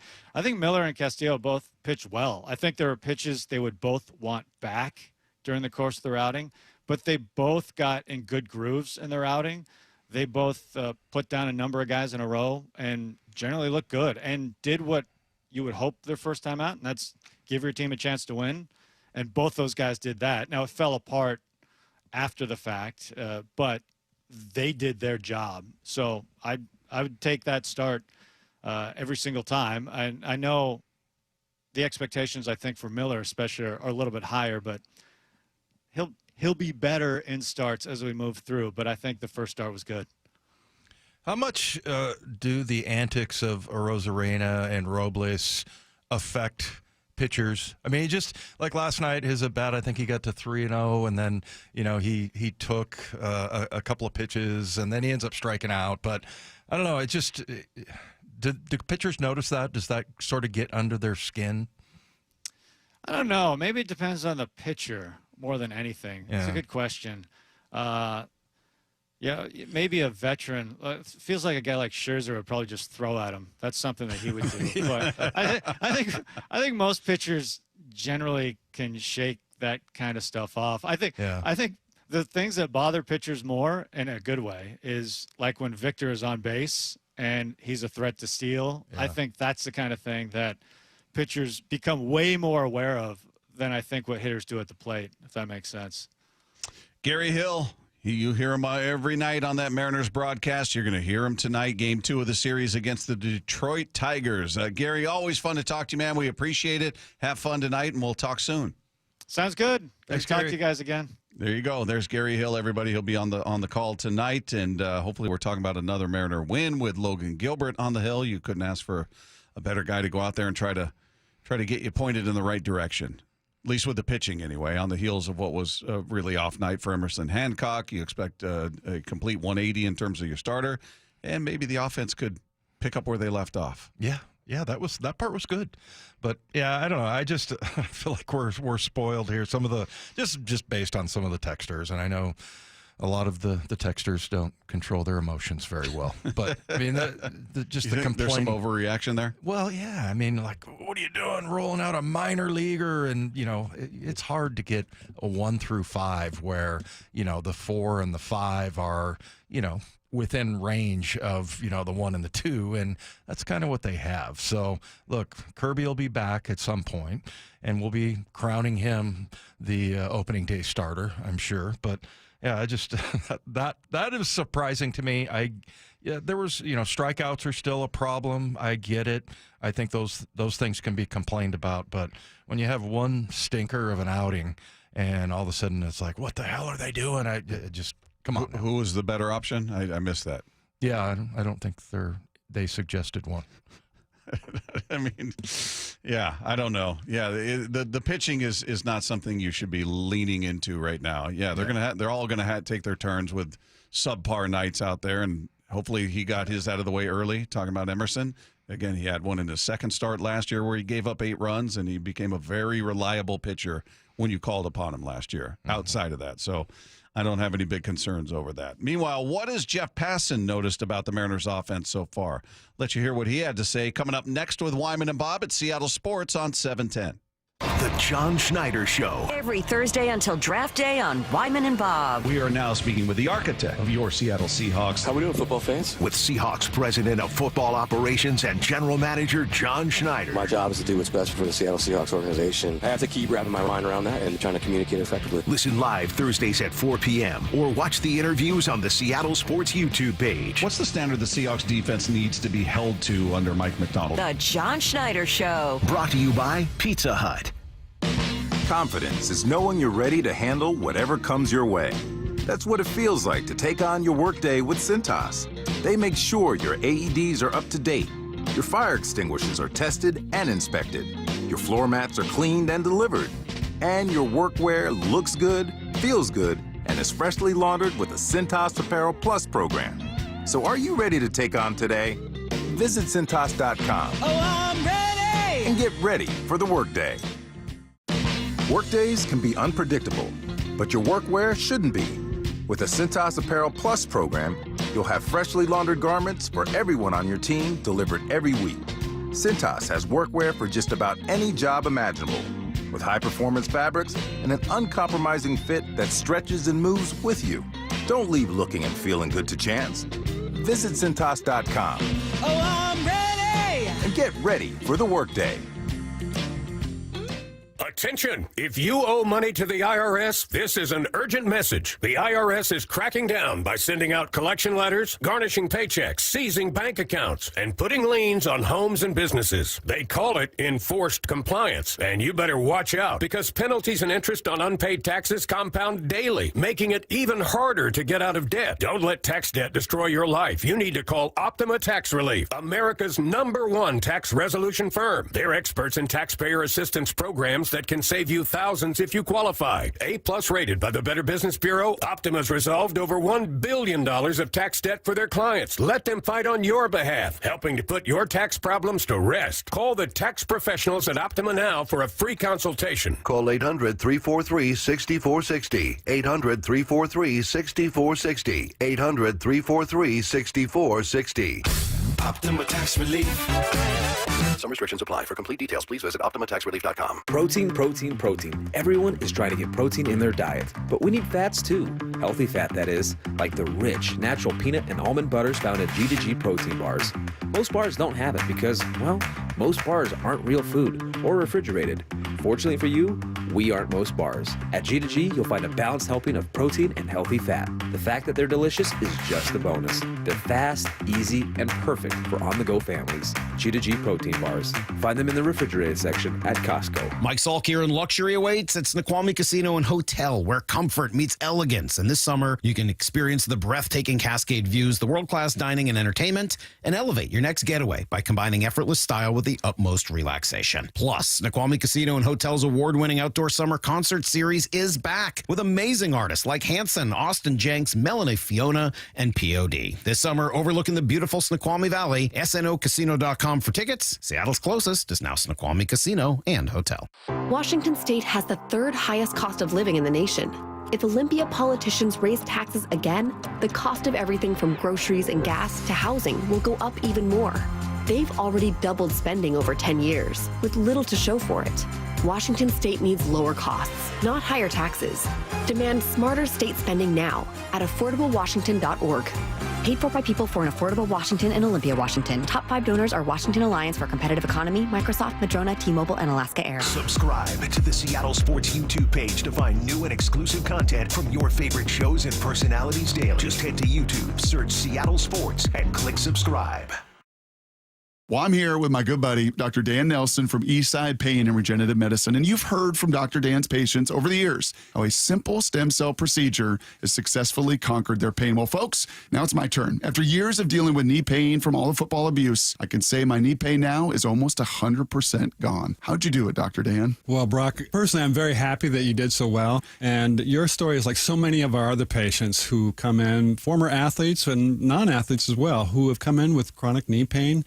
And and they are looking for alternatives besides knee replacement surgery. And we're happy to provide this service. It's been truly a game changer for so many folks. It's just been a pleasure to be part of this. Consider Dr. Nelson, the only doctor with over 30 years of experience in pain medicine techniques, including stem cell therapy. I was in and out with a couple of follow-ups. It's a non-surgical solution to pain using your own stem cells. Consider stem cell therapy with Dr. Daniel Nelson, MD at 425-823-4000 or visit DanielNelsonMD.com. That's DanielNelsonMD.com. Tired of hearing scary radio ads about the IRS? Tax Relief Advocates is different. TRA is here to tell you that if you owe money to the IRS, whether it's $5,000 or $500,000, we have a solution. TRA can eliminate or reduce what you owe to the IRS with zero risk to you. We have over 1,000 5-star reviews on Google and an A+ with a BBB. End your tax nightmare today by visiting TRA.com or call 800-583-6681. That's 800-583-6681. Confidence is knowing you're ready to handle whatever comes your way. That's what it feels like to take on your workday with Cintas. They make sure your AEDs are up to date, your fire extinguishers are tested and inspected, your floor mats are cleaned and delivered, and your workwear looks good, feels good, and is freshly laundered with a Cintas Apparel Plus program. So are you ready to take on today? Visit Cintas.com. Oh, I'm ready! And get ready for the workday.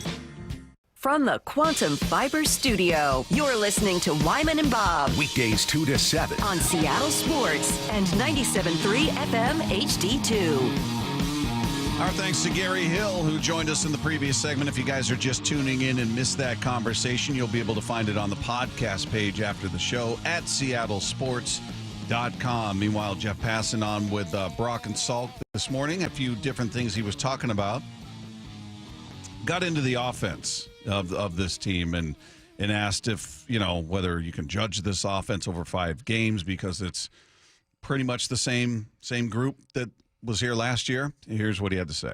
No, just because guys progress year over year and guys change, and you're going to have ones who are better and you're going to have ones who regress. And it's too early to know at this point what that is. I mean, we can take away little clues and little signals, and maybe it's just noise, or maybe there's something there. But you guys know me. Like, Memorial Day is my line of demarcation typically as to what a team both is and can be. Numbers have stabilized at that point, and we have a sense of what we're dealing with and what progress is actually real and what might actually be a mirage of the first couple of weeks. When is Memorial Day? What's that day?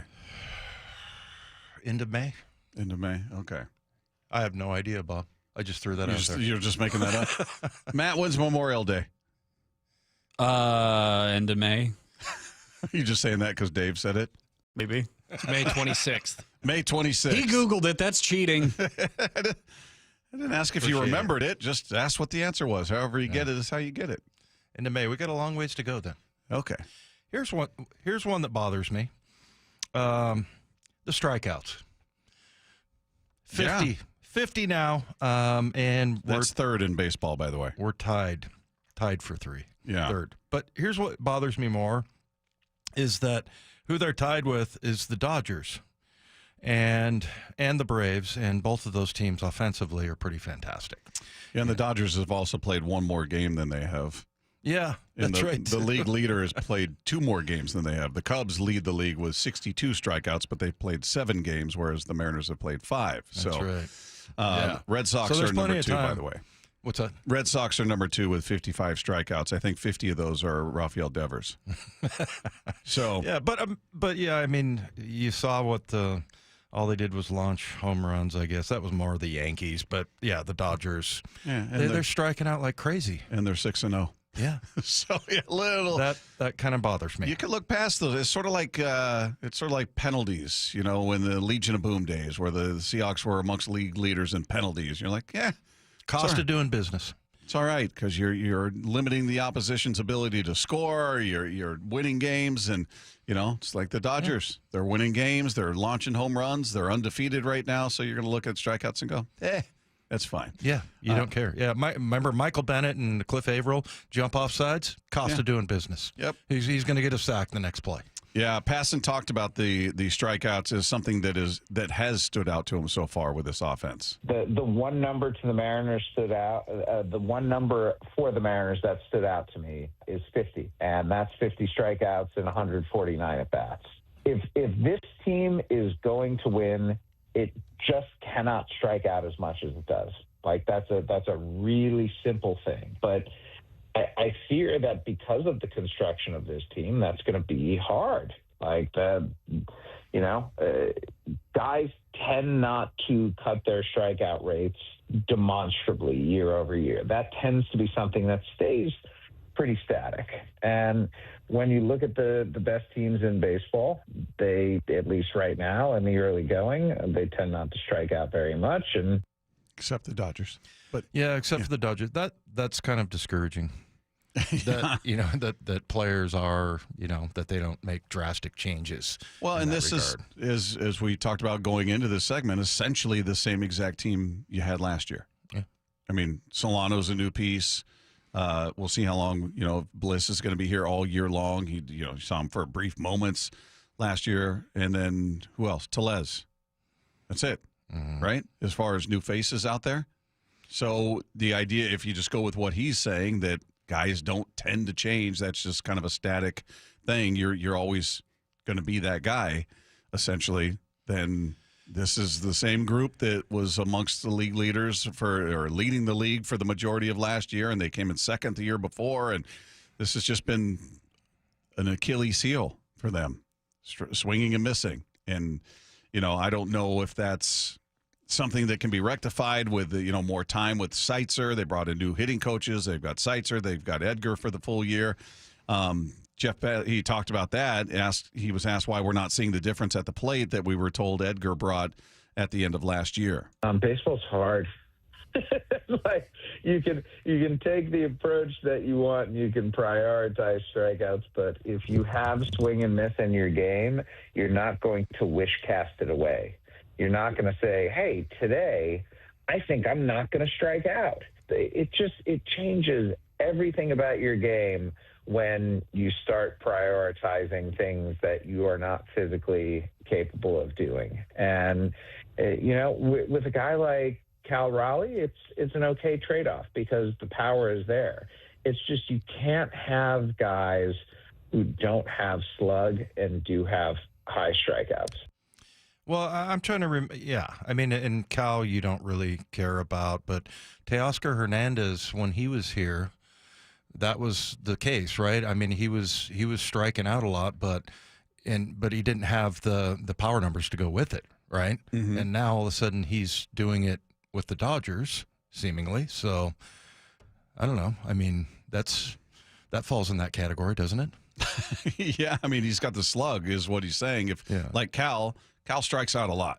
Yeah, but he's hitting home runs. Right. He's producing typically, and hopefully that'll be the case once again this year. He's not on average. He's not if you're going to judge him by average, he's not a great hitter in that way, where he's hitting 285 and he's hitting 34 home runs. No, his average is not great, and his strikeout numbers are going to be high, but he's a guy who the trade-off is 34 home runs and driving in 100. Right. So if guys are going to be in that lineup that are just prone to striking out left and right, you better even it out with something else. Right, and that's something Teoscar did not do here. But, he voiced his criticisms about the ballpark just in general. He didn't like hitting there. Yeah, well, the batter's eye was weird to him. Batter's eye problem. I don't know if he mentioned marine layer or anything like that, but I don't recall that part of it. But the batter's eye was weird to him. He's still the only player I've heard say that, at least publicly. I haven't heard anybody behind the scenes say it. Maybe they talk about it in the clubhouse, and there are more guys. But we asked other guys off the air, hey, what do you think of that? And how do you feel about it? And they were just pretty much along the lines, no, looks fine to me.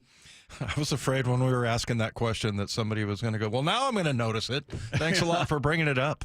Planting that seed. Now it's going to be a problem.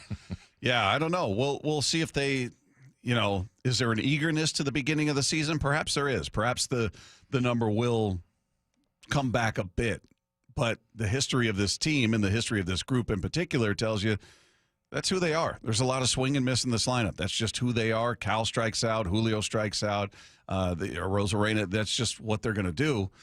maybe it gets dialed back a bit. Maybe they're pressing a bit early to try to get that offense going prior to last night. There wasn't much happening offensively speaking. So we'll see if that gets rectified as the season goes on a bit. But I'm not counting on it. I think it's just going to be who they are. I think they're going to be in the top 5 probably when the season's over. If they're not top 1 or 2 again, I think they'll be in the top 5, and it's going to be up to them to figure out how to balance it with some production. Yeah, I'll be fine with strikeouts. I mean, look, for a lot of those teams that have high strikeouts, it's not a problem because, their numbers.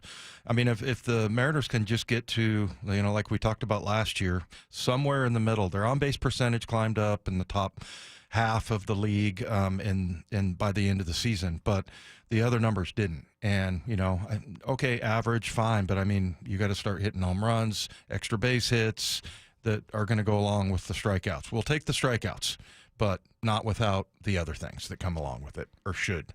All right, coming up, who would have thought that broadcasting a major league game from a minor league stadium was a terrible idea? Well, you're going to hear about that when we sweep the dial. It's coming your way next with Wyman and Bob. This is Seattle Sports on 710. The John Schneider Show. With Wyman and Bob. Brought to you by Pizza Hut. When you guys bring in free agents, then they leave and you don't sign them, probably unique to each one. But is it just something you learn in that conversation and you go, okay. Yeah, a lot of different reasons. It could be medical, it could be personality, financial, how they're going to be a fit in the building, how much they love football, what kind of worker are they. There's a whole interview process that I don't want to give out, actually. Hear the rest of this interview on demand at seattlesports.com and on the Seattle Sports YouTube page. When you're hiring, have you ever felt like you're missing out on meeting truly great candidates for your roles? It seems impossible to find them, but they have to be out there somewhere, right? Well, they're not hard to find when you know where to go, and that place is ZipRecruiter. And right now, you can try ZipRecruiter for free at ZipRecruiter.com/radio. ZipRecruiter helps 10 million people with their job search every day. And because these people are actively looking for jobs just like yours, it's easy to find the right person right away. In fact, 4 out of 5 employers who post on ZipRecruiter get a quality candidate within the first day. But if you're not using ZipRecruiter, you're missing out. So see what it's like when the impossible is easy. When you go to ZipRecruiter.com/radio right now to try ZipRecruiter for free. Once again, that's ZipRecruiter.com/radio. ZipRecruiter.com/radio. Never miss out on great candidates with ZipRecruiter. We've all been there, sleepless nights, wondering if your business's security service is really protecting what matters. At Bay Alarm, we can put your security insecurities to bed. Our advanced technology and personalized support ensure you can rest easy knowing we're here for you. BayAlarm.com. Need a new roof now? With State Roofing and Exteriors, you can get started with 0 down, 0 payments, and 0 interest for up to 24 months. That's right. Protect your home now and pay later. Call 866-ROOF-ROOF or visit stateroofing.com today. Underestimating the trucking industry is one of the biggest mistakes I see victims and other lawyers make. Trucking companies have an army of lawyers and experts who act quickly after an accident to protect the company. Only an experienced trucking accident lawyer can navigate the complicated federal and state laws to protect your rights. If you or a loved one has been injured in a trucking accident, call Davis Law Group today for a free consultation or get my free book on trucking accident law at WashingtonAccidentBooks.com. When might you be buzzed? When you suddenly love everything. You guys, I love this song. I love these nachos. I love our kickball league. Ugh! I love this guy. What's your name? You know what I'd love? A ride when it's time to head out. If you see a buzzed warning sign, call for a ride when it's time to go home. Buzz driving is drunk driving. A message from NHTSA and the Ad Council. I love your car. Is this real leather? Check engine or ABS light on? Take the guesswork out of your warning lights with O'Reilly Veriscan. It's free. Ask for O'Reilly Veriscan. O'Reilly Auto Parts. Go from daydreamer to industry leader with Amazon Business. From office supplies to IT essentials, Amazon Business provides tools that help you save costs and make insight-based decisions. Learn how to bring your visions to life at AmazonBusiness.com. Bonneville International radio station contests are open to participants 18 years of age or older that are residents of Washington State unless otherwise specified. Employees or agents of the station, Bonneville International Corporation, other area radio stations, or any entity associated with the contests are not eligible to win unless the station otherwise specifies at its own discretion. Persons who have won in the last 60 days from a station contest or event may not be eligible. Full general contest rules are available on seattlesports.com or in person at the station during regular business hours. 4 Down territory, going inside the game with Michael Bumpus. I like this. More quarterbacks should start doing this. Every day at 11:15 and 1:15 on Bumpin' Stacy. Are you trying to buy a new home, or are you a local real estate agent seeking financing for a client? We're all tired of dealing with banks, credit unions, and endless guidelines. Wouldn't it be nice to go back in time when we had common sense lending? Hi, I'm Scott Rureka, CEO of Legacy Group Capital based in Bellevue. We are one of the largest local private portfolio lenders in Washington. We've helped thousands of home buyers and real estate investors reach their financial goals by leveraging the Legacy Common Sense borrowing platform.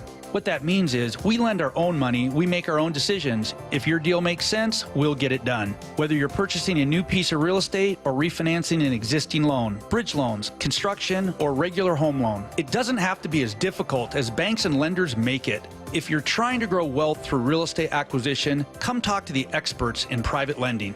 Call 425-635-4700 or LegacyG.com. Legacy Group Capital, your common sense lender. LegacyG.com. Lee Johnson culture to me is empowering all of your employees to do the right thing because it's the right thing to do.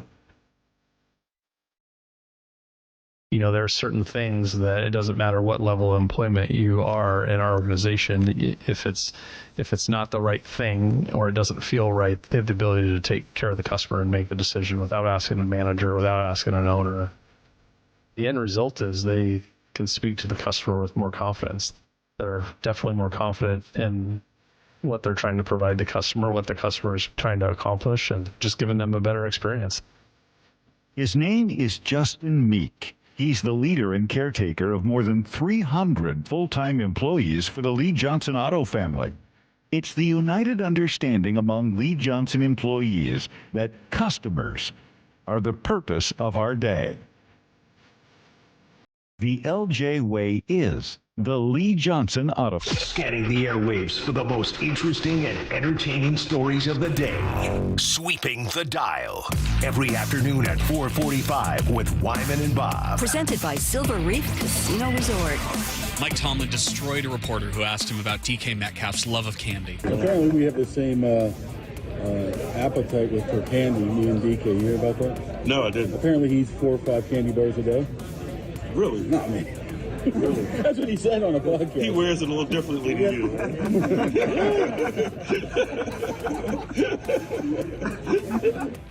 I'm hoping that's the reporter that's laughing the hardest there. Was he calling him fat? He's a portly fella.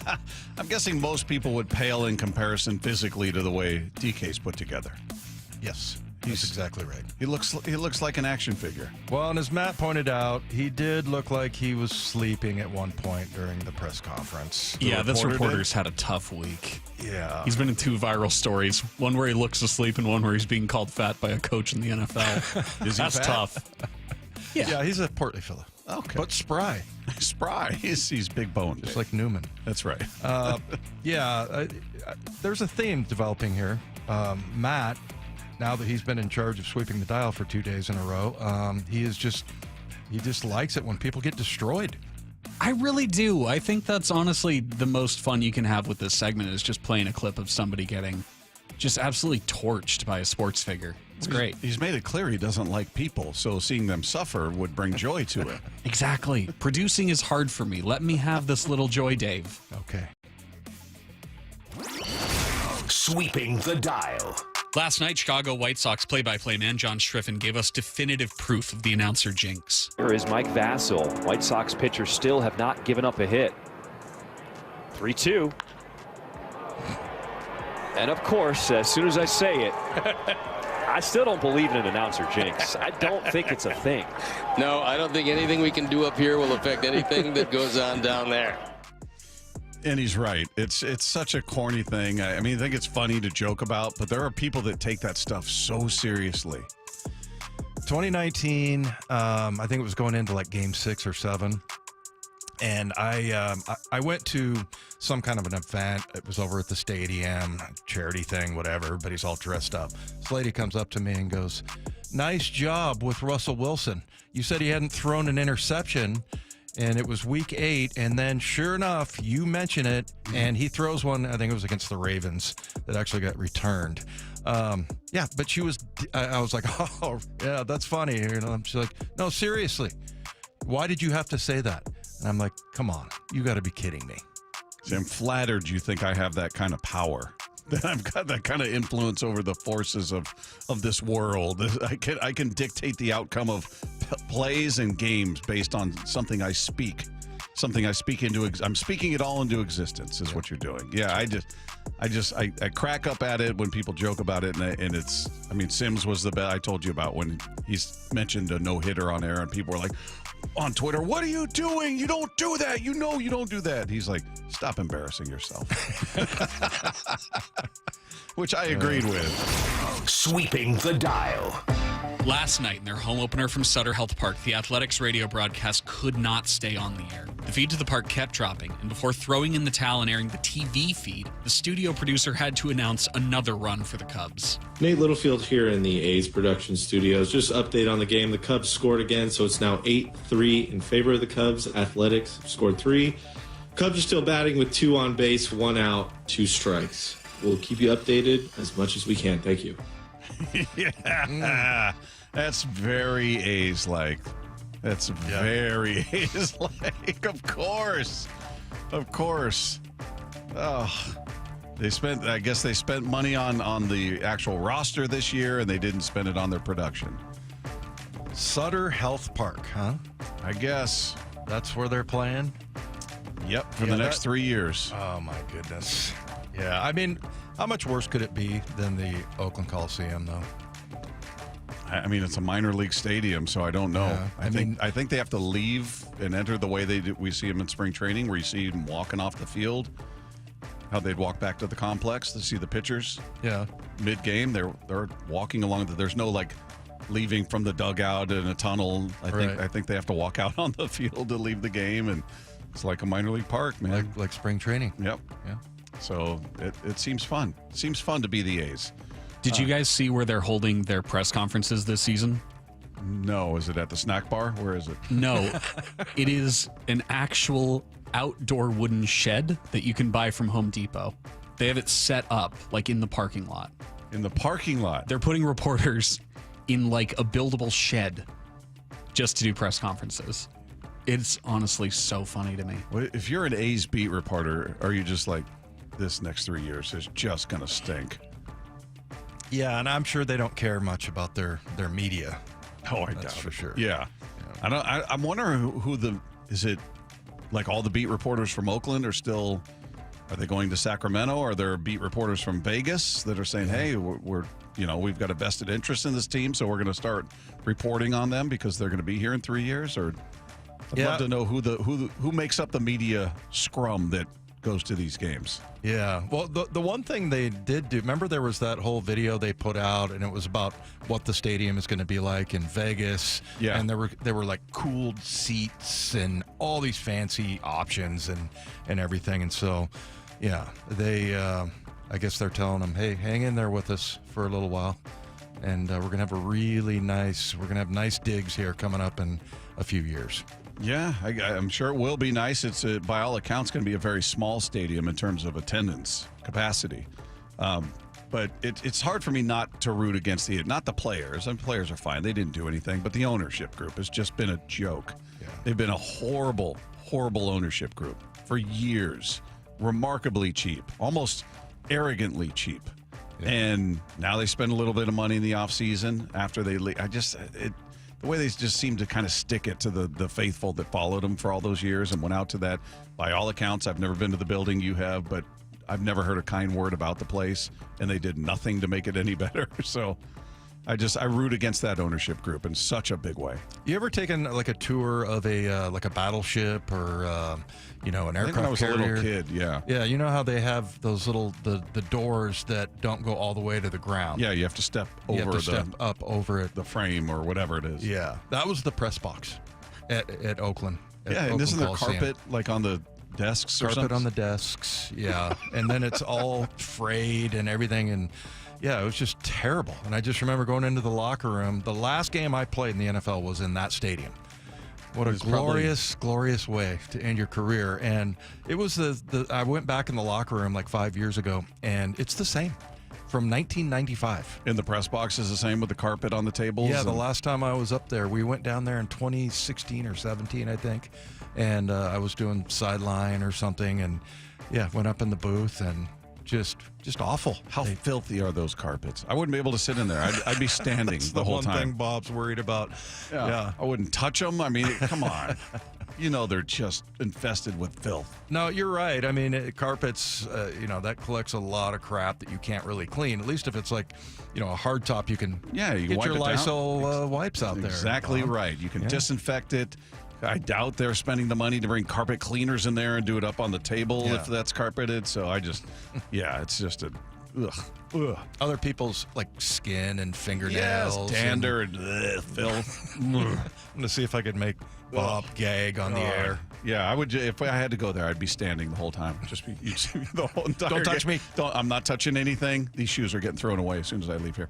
All right, coming up, we're going to be joined by Charlie Furbush live in studio. Take a look back on the start of this Mariner season, get his perspective. He's going to spend an hour with us in studio. That's coming your way next with Wyman and Bob. This is Seattle Sports on 710. 4 down territory. Going inside the game with former Cougs and Seahawks wide receiver Michael Bumpus. The NFL's trying to clean up the game. What do they want to emphasize, and how do you feel about it? The NFL wants to bring in more sportsmanship. And I understand they're saying, look, we want kids watching the game to learn from these guys. And listen, it is a good idea. But the ball player in me says, man, forget all that noise. This is football. 4 down territory. Every day at 11:15 and 1:15 on Bump and Stacy. Springfest savings start now at Lowe's, so don't miss out. Get up to 40% off select major appliances. Plus, save an additional $100 on every $1,000 you spend on select major appliances. And save up to $10 on select lawn care products. Shop these can't-miss spring deals now. Lowe's, we help, you save. Valid through 4/2. Selection varies by location while supplies last. See Lowe's.com for more details and qualifying items. Confidence is knowing you're ready to handle whatever comes your way. That's what it feels like to take on your workday with Cintas. They make sure your AEDs are up to date, your fire extinguishers are tested and inspected, your floor mats are cleaned and delivered, and your workwear looks good, feels good, and is freshly laundered with the Cintas Apparel Plus program. So are you ready to take on today? Visit Cintas.com. Oh, I'm ready! And get ready for the workday. Robinhood Gold members can now enjoy the VIP treatment, receiving a 3% IRA match on retirement contributions, a very handsome reward indeed. With Robinhood Gold, your annual IRA contributions are boosted by 3%. Plus, you also get 4% APY on your cash and non-retirement accounts. That's over 8 times the national savings average. The perks of the high net worth are now available for any net worth. The new gold standard is here with Robinhood Gold. To receive a 3% IRA boost on annual contributions, sign up at Robinhood.com/gold. Investing involves risk. Rates subject to change. 3% match requires Robinhood Gold at $5 a month for 1 year from first match. Must keep funds in IRA for 5 years. Go to Robinhood.com/boost. Over 8 times the national average savings account interest rate claim is based on data from the FDIC as of November 18th, 2024. Robinhood Financial LLC member SIPC. Gold membership is offered by Robinhood Gold LLC. You never get a second chance to make a first impression. Superior Linen Service. 98 years providing logoed apparel, uniforms, floor mats, linens, and more. Give us a call. We answer the phone. Superior Linen Service. Visit suplinen.com. Need a break from everything? Escape to a place where anything is possible and the fun never stops. At Silver Reef Casino Resort, you'll discover world-class dining, championship caliber golf, and so much more. Come join the fun and see why we've been consistently rated one of the region's top destinations. Visit silverreefcasino.com to book your stay and discover all the exciting events and promotions we have in store for you. Silver Reef Casino Resort, located off I-5, exit 260. Find out more at silverreefcasino.com. Hey, Brock Hewitt here for my friends at PCF Group, or People Come First Construction Group, and that's exactly what they did when we made the call a couple years ago. We wanted to redo our outdoor space, wanted to add a deck, and outdoor living, and television, and a kitchen, and PCF Group, wow, they more than delivered. And if you're interested in building a stunning outdoor area like we did, I cannot recommend them enough. Reach out before the good weather arrives, and their schedule, well, it's going to fill up. So whether you're looking for a complete outdoor living space or a very specific project like an underdeck ceiling, deck, patio cover, railings, PCF has you covered. Design now and pay later. In fact, get 12 months, no interest and no payments, and up to $6,000 off and a $1,000 Amazon gift card. Request a complimentary design and estimate consultation at 425-629-8476 or project ideas. Explore photos at pcfgroup.com. That's 425-629-8476. 1-877-X for kids. EGGSX for kids. 1-877-X for kids. Donate your eggs today. Donate your eggs today at eggsforkids.org. That's eggs with an E. Your eggs, scrambled or not, can make a difference in the life of a child. 1-877-X for kids. Donate your eggs today. Now also accepting donations of boats, homes, and eggs. Eric Johnson here. I covered a lot of accidents over the past 30 years or so, but I never got to say much about what to do after a crash. Be honest, do you know what evidence to collect, what pictures to take, what documents to request, or what you shouldn't say to your insurance company? The Washington Accident Book Series is a must-have for drivers who want to be prepared for whatever the roads throw at them. Know your rights and how to avoid common mistakes after an accident by getting your free copy at WashingtonAccidentBooks.com. Pizza Hut's fan favorite Cheesy Bites pizza is back for just $15.99. Get a large pizza with 28 pullable, poppable cheese-filled bites. Plus the new Ranch Lovers Flight with ultimate chipotle and pepperoni ranch dips. Order now at pizzahut.com. Let's go! This is Seattle Sports. Streaming through the Seattle Sports app. KIRO AM Seattle. KIRO FM HD2 Tacoma. Home of the Seahawks, Mariners, and everything Seattle sports. Seattle Sports Snapshot. NFL Commissioner Roger Goodell today said the idea of NFL players competing in flag football in the 2028 Los Angeles Olympic Games has been a popular topic among the league's players and suggested it's likely to happen. His quote, "I've heard directly from a lot of players who want to participate and represent their country, whether it's the United States or the country they came from." He said as he wrapped up the NFL's meeting. So apparently that is gaining some steam. Meanwhile, other NFL news, six-time Pro Bowl defensive lineman Calais Campbell has finalized a one-year deal to return to the Arizona Cardinals for his 18th season in the NFL. It's a one-year deal for $5.5 million, has a max value of $7.5 million. Snapshot, brought to you by Miller Lite. When it's game time, it's Miller time. This hour is serviced by the Lee Johnson Auto family. From the Quantum Fiber Studio, this is Wyman and Bob. On Seattle Sports. Streaming live on the Seattle Sports app and at seattlesports.com. Now, here are your hosts, Dave Wyman and Bob Stelton. Mariners get back to it tonight. Game 2 of their 3-game series against the Detroit Tigers. Looking to get back in the win column with Logan Gilbert being sent to the hill, and feel good about your chances with him on the hill. We always felt good when this guy was on the hill. He was part of a combined no-hitter. Okay? That's right. Yep. For those that know your Mariner history, by God. He's with us.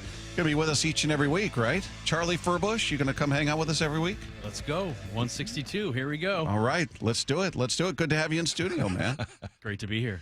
Let's get into it's so hard early in the season because the reaction from most people is to just jump to a conclusion. One game they get shut out. Oh, they stink. They can't hit. Next game, pitcher gets blown up. Oh, great. We got minor leaguers pitching for us. I mean, it's 5 games.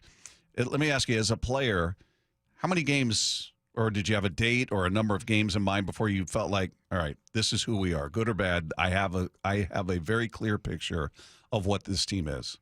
2 months, I'd say that's a general ballpark, give or take a few days of time that you realize what you're made of. Because you play so many games in so many days, and it's hard to, take what you did in spring training, carry it over, and say, all right, this is going to represent exactly who we are. And as you've seen in the past, the Mariners have had seasons where they've started out incredibly hot, and it didn't work out. So being able to, I think, 2 months in, sit around 500, then you're doing something right. I think when you dig too big of a hole to start the year, it's really hard to get out of. But honestly, I've liked a lot of what I've seen so far, even though we haven't won a ton of games. It's a lot of the same things into last year, same looking team, if you will. But yeah, I mean, I think they are actually in a good spot for what it's worth. I think it's easy to pick them apart, but they're in a much better spot than I think most realize. What'd you see from Emerson Hancock last night? I know you don't know much about pitching. Yeah, I'm sure guy pitched in the major leagues for 5 years, so I'm thinking you know a thing or two, unlike our texters that are just hammering Emerson Hancock. What are you doing with this, minor leaguer? And what did you like out of it? Well, there's a lot to like, especially when you look at, let's just remove the performance and the amount of, pitches he threw down the middle. I mean, I think that's part of the issue that he ran into the other night. So what I really saw was I felt like his arm had more life to it. It felt like his fastball was a little bit livelier and his breaking balls were sharper.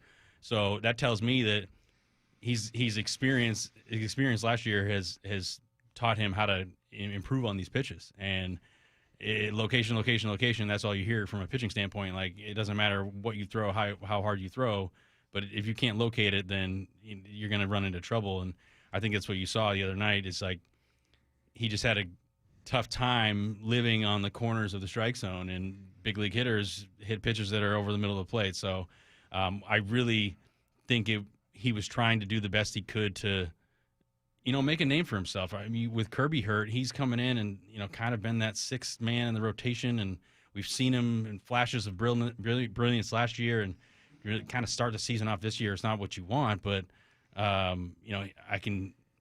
could see that he's really trying to make a name for himself. First round pick with the Mariners. He's got a lot of hype to him, and you want to see success out of him, but it was just it's tough to go in there and to let yourself down, let your team down, and to have a game like that, and you have the bullpen to kind of pick up all the slack. It's not what you want, but I've been in the situation where you get sent down after a game like that, and he got sent down to AAA. So obviously there were some depth moves in the pitching side of things that needed to be made. But if he can go back down to AAA and have take this experience and start dominating, and he can come right back up and pick that right back up and start dominating at the big league level. So what I saw from a pitching perspective wasn't good in results, wasn't good on location.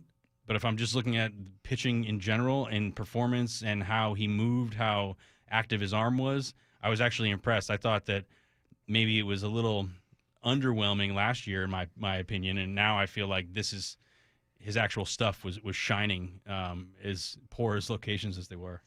And yet last year he had a game like this, his second game of the season. He gave up 8 earned runs to Milwaukee. Now it was over 3 1/3, so it went a little deeper, but he bounced back. And he was a guy that became reliable to give you 5-6 innings and hold him to 3 runs or less. There were only 2 games where he gave up more than 4 runs, and that was one of them, 8, and then he gave up 4 another time. Every other start was 3 runs, 2 runs, 1 run. He was just reliable in that way. But I think what people respond to is he's not as electric as the other guys that are normally in that rotation. They're just a cut above, and you see that gap right between the two. I mean, he's a guy who pitches to contact. He's not a guy who's blowing guys away with strikeouts. So I think you see that difference in his approach.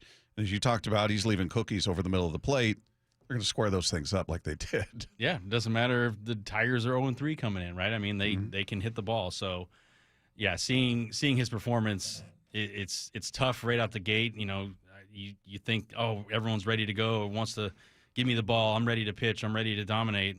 And sometimes it just doesn't go your way. And, you know, when you look at it just from a 10,000-foot view, is like every team's going to have a game like that or multiple where the starter doesn't get out of the first or second inning and it's just hang on. All right, let's see what we can do here. So it's unfortunate, you know, and also this guy's our fifth starter. I mean, at the end of the day, that's a great fifth starter. Mm-hmm. You know what I mean? When you look around the league, I mean, this is a pretty good fifth starter. So, and the fact that he actually is a sixth starter, you know, based on what the actual rotation normally looks like, tells me, I'm like, oh, I'd be so happy to have him in AAA as a depth piece right now, knowing that if something else happens, then we can bring him right back up, and he has the experience.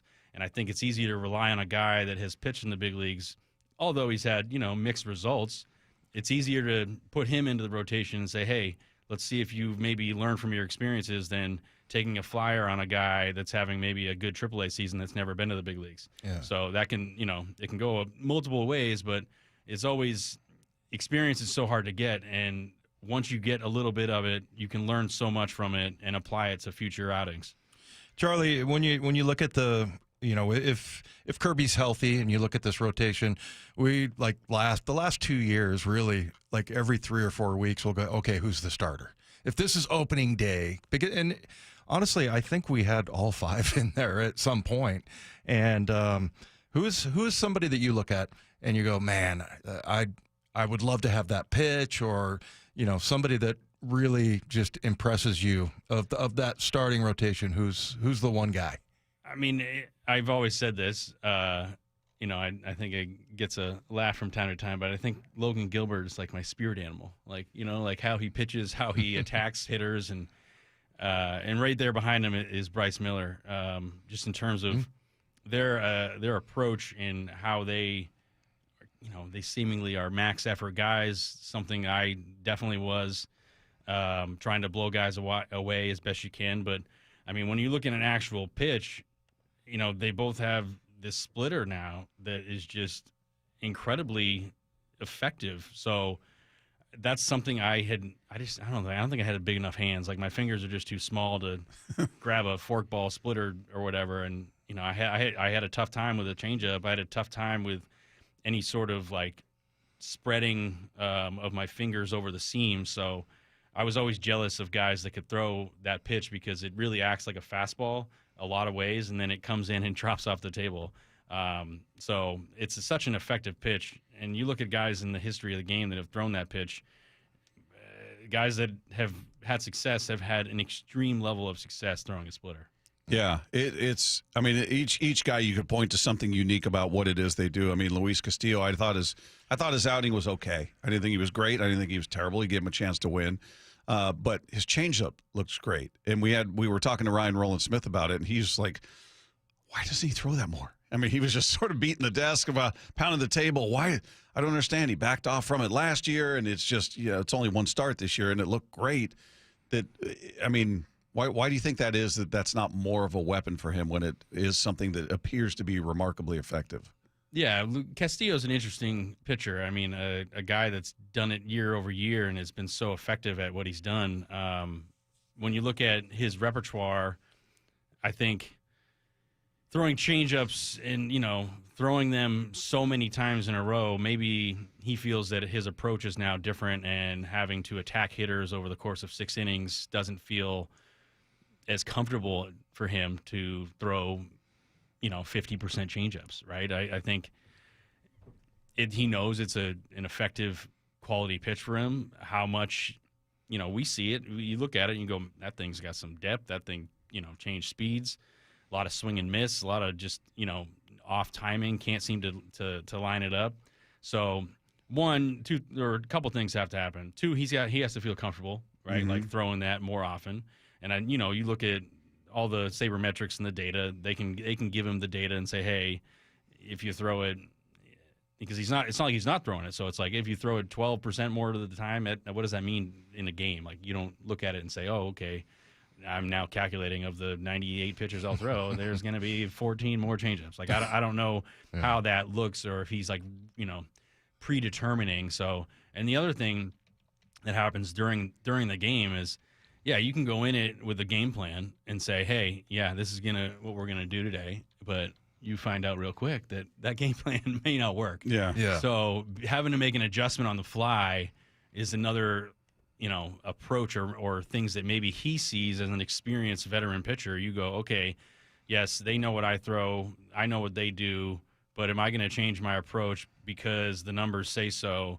But then mid-game, I see something happen from a hitting standpoint, or what I'm, because you're the one in control. So you go, okay, something the hitter just showed me, whether it was his timing, what he's looking for, the way he's swinging, it opens up opportunities within an at-bat that you don't see in a scouting report. So a lot of it is like, okay, I have to, adapt on the fly and use my best judgment with the skills I have to make an educated guess and then execute on that in hopes that this is the right decision. So it's tough because you do have to take your own set of skills and then line it up with what the data and the organization's trying to guide you. But at the end of the day, you are in control and you get to make the decision. So, and I think from my perspective as a pitcher, I've always felt that when I am at my best and I'm throwing 100% confidence, conviction of everything I'm doing, that was it was hard to get in that space. But when I was there, it was so wildly effective. But when I took other information from a scouting report, let's say, or a catcher, mid-game, these aren't bad thoughts and bad ways to approach. But if you get beat on that, knowing that you're throwing something that someone else is recommending, then you feel like afterwards you're like, well, I didn't do it. I just basically let go of all of the control I had or input I had based on what someone else said. No, I think this is more important. So that's the really tough thing that goes on within a game is like, okay, we have all this information, we have all this data.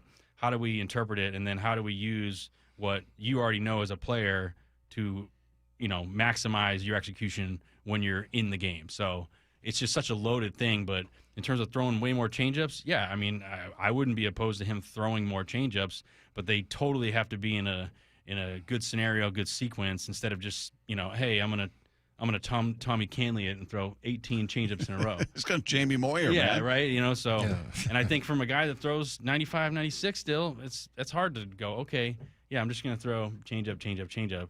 Now, it could be effective, but there's going to be a learning curve of how he's going to be able to do that. So I wouldn't be surprised to see more changeups throughout the year, but I'm certainly still happy with Castillo's performance. Charlie, you said you see some things that that you saw from the team at the end of the year last year. What are some of the similarities and the differences between going with, obviously Dan was there at the end, but as far as, him and service and some of the things you see, do you think the coaching is starting to take hold as far as the style and everything goes? For sure. Dan is the people that have met Dan and then have met Scott Service. They're kind of two different people in a lot of ways. And I think that's where Dan is going to shine in the environment of having a full season here to not only go through the spring training now and have the season started. His energy and vibe and calmness and the way that he handles himself, that is going to reverberate amongst the entire clubhouse where, it feels, let's just, from the Scott Service time, I think that his communication level wasn't, I don't think, as strong as Dan's is. Yeah. And I think that goes a long ways within a clubhouse. So being able to have the open door policy and really build a relationship with a manager, I thought I saw a lot of that last year, and that was really tough for Dan to come in midseason, right? And you're still in it, you're like, oh, okay, this, I think for what he did was incredible, and I think it's easy to pick apart the Mariners, but we also have to remember they missed the playoffs by one game last year, So it's like I think there's a lot to pick apart, but there's certainly a lot to be happy about. And if you just take a few down years from guys that don't have down years, I think we're looking at a completely different team. and a completely different experience, especially if you get this team in the playoffs with the rotation they have. It's just like no one wants to face these guys. You know what I mean? And then, if you have to put Brian Wu in the bullpen, like, okay, that would be awesome, right? He's not going to the bullpen. Why? When's he going to pitch? I think he's your second best pitcher. As of today, maybe. He was phenomenal last year. What do you got? Well, he's pitching against the A's. That's the team he dominates, right? Well, right. He didn't face the A's every game last year. No. So. But I mean, he dominates the A's. He does. So, he does. He just his stuff to me is just different. It's so easy. He's got such easy heat, and he's got deception and sneakiness. Yeah, so and his strikeout to walk ratio is right up there with Kirby. I mean, it's just I feel like. Yeah, he started the year hurt. That's been his story. Is he fragile? Can you count on him to make 30 starts a year? We'll find out. But if we're just talking about everybody at the top of their game, that kid's special, man. I mean, are you going to put Castillo in the bullpen? It depends on where everybody's at by the end of the year, I guess. I think it's like that's where, and I just think of like, in a way, maybe Bryce Miller would be the guy that goes to the bullpen because he's got that. Like I feel like his stuff would play up in the bullpen, right? Like he would throw harder. His stuff would be nastier, but he'd develop another pitch while he's down there. Exactly. So I mean, it's interesting. The team is, I think, in a really good spot. You get the years, you forget about the Mitch Garver year, and you pretend that okay, he's going to have a normal year. Then we don't have to worry about that issue of swing and miss or low average and just tough to watch. No one wants to have a career worse year, but that's what we saw last year. And the two other guys that come to mind are J.B. Crawford. Mm-hmm. Just have a regular year. That's all you want. Like you don't need to be an all-star. You can't do what you did last year and be hurt. So it's really a valuable shortstop for this team. And then can Arozarena be the guy that we know? Can he deliver on the power, the energy, the vibes? I think that those two guys or those three guys with Garver are kind of the X factor guys in the lineup because I'm not worried about Julio. I'm not worried about Cal. These are guys that are going to produce. They're going to have opportunities and they get playing time every day. But you look at how other teams are constructed. It just can't go through Julio and Cal to the championship.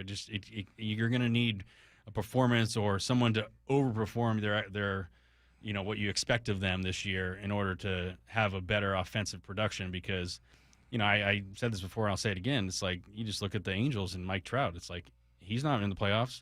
He can't take the team to the promised land. They couldn't do it with him and Ohtani. I know. So it's like it's really hard to say, okay, we need Julio to be literally the best baseball player in the planet every night. Now, I think he's capable of it, but that's a lot to ask of anyone, So they're in a good spot. I really do believe they're in a good spot, and they're in a division that's gettable. How big of a deal was it pitching up here?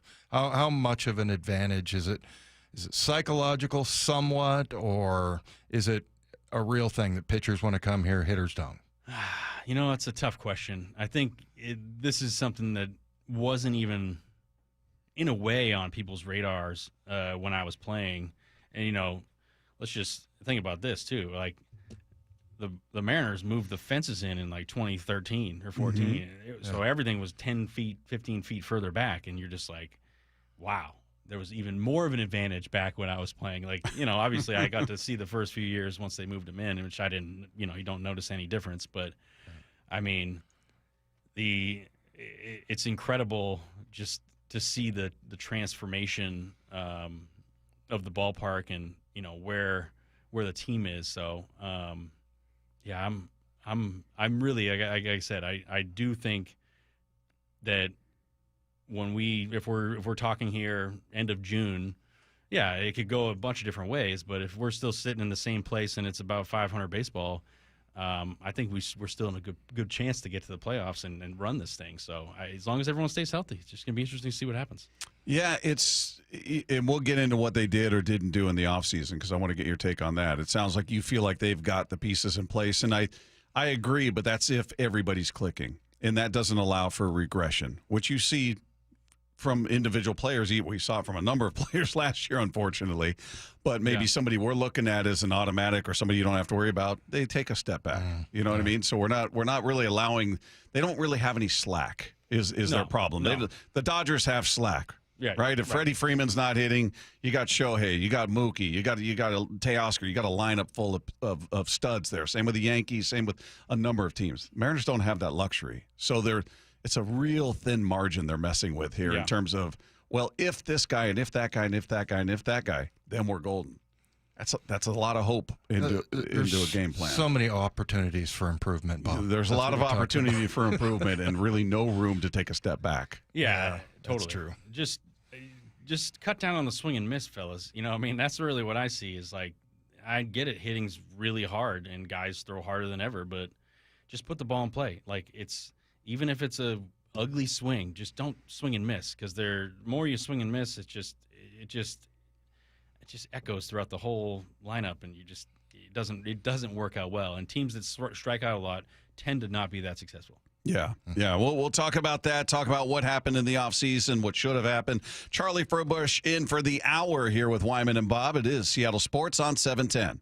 The John Schneider Show. Every Thursday until draft day on Wyman and Bob. We are now speaking with the architect of your Seattle Seahawks. How we doing, football fans? With Seahawks President of Football Operations and General Manager John Schneider. My job is to do what's best for the Seattle Seahawks organization. I have to keep wrapping my mind around that and trying to communicate effectively. Listen live Thursdays at 4 p.m. or watch the interviews on the Seattle Sports YouTube page. What's the standard the Seahawks defense needs to be held to under Mike McDonald? The John Schneider Show. Brought to you by Pizza Hut. Homeowners, what's happening on your roof? Any idea? I can tell you I've got no idea. I don't get up on my roof and don't plan to, but I decided to have Asset Roofing come out and do an inspection for that very reason because I don't know what's happening, and I had them out there a little over a year ago just to do an inspection, and they highlighted a couple of spots, took pictures, and said, let's keep an eye on these areas and readdress it in a year. So that's what I did. Had them come back out. They got back up there, did some moss removal. They unclogged a downspout. And once again, gave a very detailed report with pictures and recommendations of everything that's going on up there and gave me peace of mind, more importantly, that I got out in front of any problems that could have been big problems and, more importantly, big expensive problems. So if you're like me, you have no idea what's happening up there. It's been going through rain and snow and everything that's going on in the wintertime. You want to get a look at what's happening on your roof. Get Asset Roofing out there. Do a quick inspection. They're the best in the business. They've been doing this for 2 decades, and they have built their business on being the anti-bad contractor. They are the opposite of that. They are there to show you how reliable they are. They live up to their word. If they give you a quote, that's what it's going to be. So Asset Roofing has got you covered if you need an inspection or if you know what's going on. You know there's a problem that needs to be fixed or you need the roof replaced. Give them a call. You're either hiring an asset or you're hiring a liability. Head to AssetRoofingCo.com. That's AssetRoofingCo.com. Confidence is knowing you're ready to handle whatever comes your way. That's what it feels like to take on your workday with Cintas. They make sure your AEDs are up to date, your fire extinguishers are tested and inspected, your floor mats are cleaned and delivered, and your workwear looks good, feels good, and is freshly laundered with the Cintas Apparel Plus program. So are you ready to take on today? Visit Cintas.com. Oh, I'm ready! And get ready for the workday. This is the story of the one who, as a maintenance specialist for a historic high-rise, knows that vintage charm historically needs constant attention. Which is why when it's time to upgrade turn-of-the-century mechanicals, they turn to Grainger. With easy access to 1 million-plus products and the scale to deliver when and where you need them. The right tools and supplies are never far away. So the one can keep that vintage building running like new. Call, click Grainger.com, or just stop by. Grainger, for the ones who get it done. We've all been there. Sleepless nights, mind racing, wondering if your business's security service is really protecting what matters. At Bay Alarm, we can put your security insecurities to bed. Video security, burglar alarms, fire alarms, access control, 24/7 monitoring, and more. Our advanced technology and personalized support ensure you can rest easy, knowing we're here for you, your people, and your business. Visit bayalarm.com to talk to a local security expert. Bay Alarm, we got you. Taxes was feeling so stuck. Sitting in traffic, squeezing into a parking spot, all to squeeze in getting tax help during your lunch break. Now Taxes is a TurboTax expert who does your taxes for you. while you go about your day getting real-time notifications about their progress and the most money back guaranteed. Now this is taxes. Intuit TurboTax. Get an expert now on TurboTax.com. Only available with TurboTax Live Full Service, real-time updates only in iOS mobile apps. See guarantee details at TurboTax.com/guarantees. Protect your home and auto with a bundle from Progressive so you can stop worrying about them and invent new things to worry about, like snakes in your bedroom. Sure, that sounds incredibly irrational, but now that we've mentioned it, you are a little worried. The odds of one snake, let alone snakes plural, are so slim. But you might want to check. Oh, you're not near your bedroom. Guess you'll just have to sit there and worry about it. So let Progressive protect your home and auto, because you've got enough to worry about.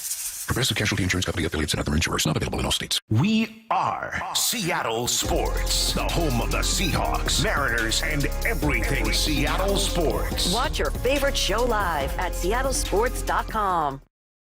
Well, I'm here with my good buddy, Dr. Dan Nelson from Eastside Pain and Regenerative Medicine. And you've heard from Dr. Dan's patients over the years how a simple stem cell procedure has successfully conquered their pain. Well, folks, now it's my turn. After years of dealing with knee pain from all the football abuse, I can say my knee pain now is almost 100% gone. How'd you do it, Dr. Dan? Well, Brock, personally, I'm very happy that you did so well. And your story is like so many of our other patients who come in, former athletes and non-athletes as well, who have come in with chronic knee pain and they are looking for alternatives besides knee replacement surgery. And we're happy to provide this service. It's been truly a game changer for so many folks. It's just been a pleasure to be part of this. Consider Dr. Nelson, the only doctor with over 30 years of experience in pain medicine techniques, including stem cell therapy. I was in and out with a couple of follow-ups. It's a non-surgical solution to pain using your own stem cells. Consider stem cell therapy with Dr. Daniel Nelson, MD at 425-823-4000 or visit danielnelsonmd.com. That's danielnelsonmd.com. No matter how old you get, you always remember that one great teacher. Hi, this is Rick Riz, inviting you to join WSECU in celebrating Teacher of the Week. Great teachers inspire. Nominate a teacher you feel has changed a life in our community. This year, we're going to honor 24 great teachers with grants of $500, courtesy of WSECU, the credit union for Washington. Teachers are the real MVPs. Nominate an exceptional teacher now at mynorthwest.com/teacher. Washington State has the third highest cost of living in the nation.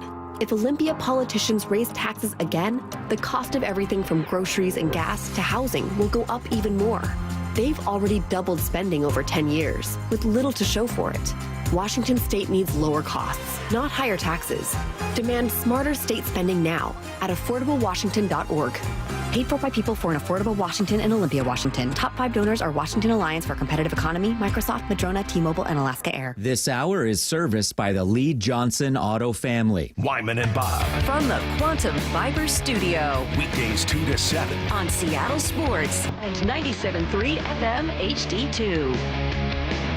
Text line is there for you at 866-979-3776, powered by Mac and Jack's Brewing Company. We got Charlie Furbush in studio with us for the hour. He'll join us throughout the baseball season. It'll be fun talking baseball with a former big leaguer who knows what it is to be out there and compete at this level. Before we talk about other things we've seen in 5 games, just your reaction to the offseason, as we were talking about before the break there, that they've put themselves in a situation where there's a giant if all of these guys play up to the back of their baseball card and the rotation can stay healthy and match what they did last year, they're sitting in a good spot.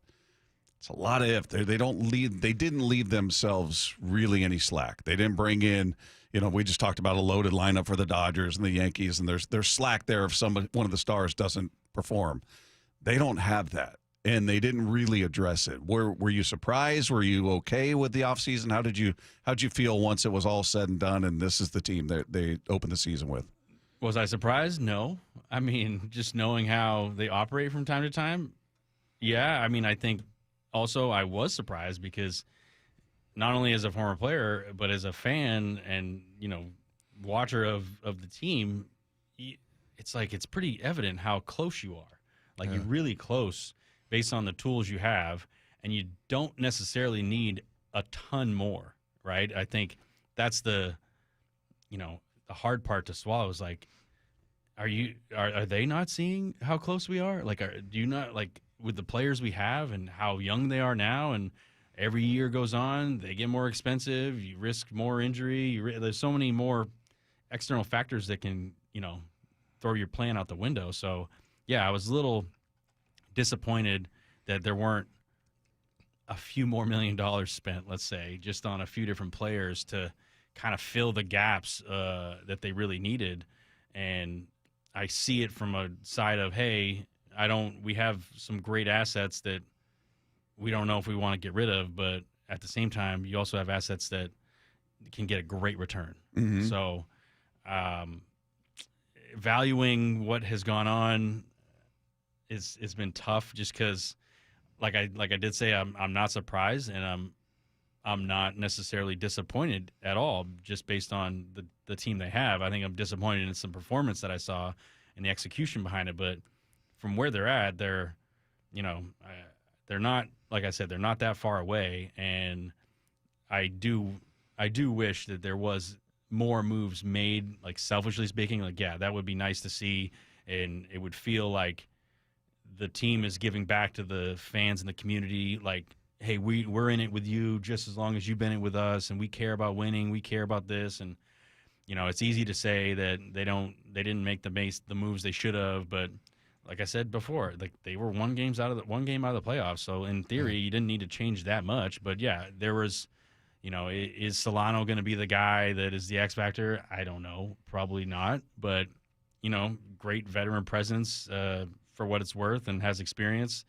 But from an impact bat, guys that they have, I mean, you look at the Robles they brought over and Rosarena last year. I mean, those are generally bigger bats, bigger moves that they made. So maybe trying to jump ahead of the curve and not try to play the free agency game or play the trade game at the winter meetings. Like, okay, let's just try and make a move now. Let's see if we can make a mid-season move to, take the team to the next level. But yeah, I do wish there was more moves, but at the same time, I'm happy with where they're at because of how close they were last year. Charlie, you might be the one guy in Seattle that hasn't heard this, but when we were in 1992, 2-14 team, the Seahawks were, I thought we were going to the Super Bowl in the preseason. I was like, oh yeah, we got everybody we need. Were you that way as a player, and has that changed for you a little bit, looking at it in more of a, I want to say grown up. I probably wasn't a grown up when I played at any point, but yeah, We're still not grown up, Dave. Come on. Yeah. Yeah. What am I talking about? But yeah, I mean, I feel like as a player, you're always more positive. Guys are going to get better. But has that changed for you? Do you remember feeling that way when you were playing? Yes, I would say, like, not every year. Like, honestly, it's just the year that I remember the most was, I think it was the start of either 2014 or 2015. And that was, like, exciting. We, had just signed Cano. Felix was still in his prime. Nelson Cruz was crushing homers. It had a great pitching staff, great bullpen. I think it was going into that year. They put like Felix and Cano on Sports Illustrated. Mm-hmm. We were like, oh wow, this is like the people realized, like, yeah, it was 2015 because it happened in 2014. We also finished one game out of the playoffs, and coming into the 15th season, it really felt like, okay, we are totally going to be in the playoffs this year. But you rewind a couple years past, in 2011 when I got traded over, it's like no chance at that point. I mean, going from a first place team to a last place team, getting traded was like, oh, okay, this is. I can see now some of these veterans were like, is it time to go home yet? I'm ready to go home. Book the vacation. Let's get out of here. But it progressed. Like, I think I got to see, like, that advancement of, unfortunately being a underperforming team, you got some higher draft picks. So we got to see some really premier players come through the organization. Now, doesn't mean they all panned out by any means, but I got to see kind of like okay, it's getting better. It's getting better. Oh, now we're good. Now I'm feeling good about the team, because at the end of the day, it's a team game, and you can't control all facets of the game, right? Mm-hmm. So you just, again, you're kind of just at hoping that the org is going to take care of the pitching, the offense, the defense, the base running, all the things that you need to take care of, and get the players associated that are going to hopefully get you across the line for that. And, it's tough when you're on a team, and I'm not saying I ever really felt this way, but I think there are players that probably feel this way, that like, okay, this team, I know I may perform, I'm going to do my job, but I don't know if like the team's going to be good at the end of the year, right? And I think that's just part of being an athlete, is that you're in it with the guys in the locker room, and you're going to do whatever it takes to get to the playoffs. But, you know, you can look at yourself in the mirror and say, yeah, well, this team's probably not going to get the playoffs, but I really, you know, as a player, I can't think that way. I can't go, okay, we're going to suck and it's not going to be good. And, Right. You know what I mean? It's like you kind of have to go into it with this like eternal optimism of everything is always going to work out in your favor, and, you know, ride the train for as long as it goes, and hopes that you do get to the playoffs. But yeah, there are certain years where you feel a little bit more energy around the clubhouse, around the squad, going, okay, if we can just, you know, stir this pot together, and, you know, before we know it, we're gonna have a great recipe at the end of the year. So it's just interesting how that works from a player perspective, because you want to trust your team, you want to trust the org, you want to like believe in what they're doing, and ultimately you don't have any control over it. So and it's up to the player to do the best they can to control what they can, control their own skill set, and be a good teammate along the way. Just saw this note from Divish, and I don't think it's April Fool's, but he says Jorge Polanco's wife went into labor. He will go on paternity leave. Leo Rivas is en route to Seattle. So congrats to him. Yeah, congrats. Bummer, because he's the one guy who's red hot in that lineup in the early part of the season. So so there's a bit of news. And, again, I didn't see a April Fool's attachment to that. That's just poor planning by him, as far as, you know, the delivery date. He had to know he was going to be squaring the ball up. I mean, you knew you were going to be hitting at this point. Quickly, before we hit the break here, just a thought on what you see defensively from this team. That was my big concern going into the season, was the infield defense. There have been a couple of moments that have sort of supported that fear. So far, it's only 5 games, and we can get deeper into it coming up. But I just want you to think about it during the break, what you've seen, what you expect, what's a realistic expectation with this team in a couple of areas. We're going to talk about that, and get Charlie's take on the Torpedo bat as well. He's already shaking his head. It's coming your way next with Wyman and Bob. This is Seattle Sports on 710. The John Schneider Show. With Wyman and Bob. Brought to you by Pizza Hut. When you guys bring in free agents, then they leave and you don't sign them, probably unique to each one. But is it just something you learn in that conversation that you go, okay? Yeah, a lot of different reasons. It could be medical, it could be personality, financial, how they're going to be a fit in the building, how much they love football, what kind of worker are they. You know, there's a whole interview process that I don't want to give out, actually. Hear the rest of this interview on demand at seattlesports.com and on the Seattle Sports YouTube page.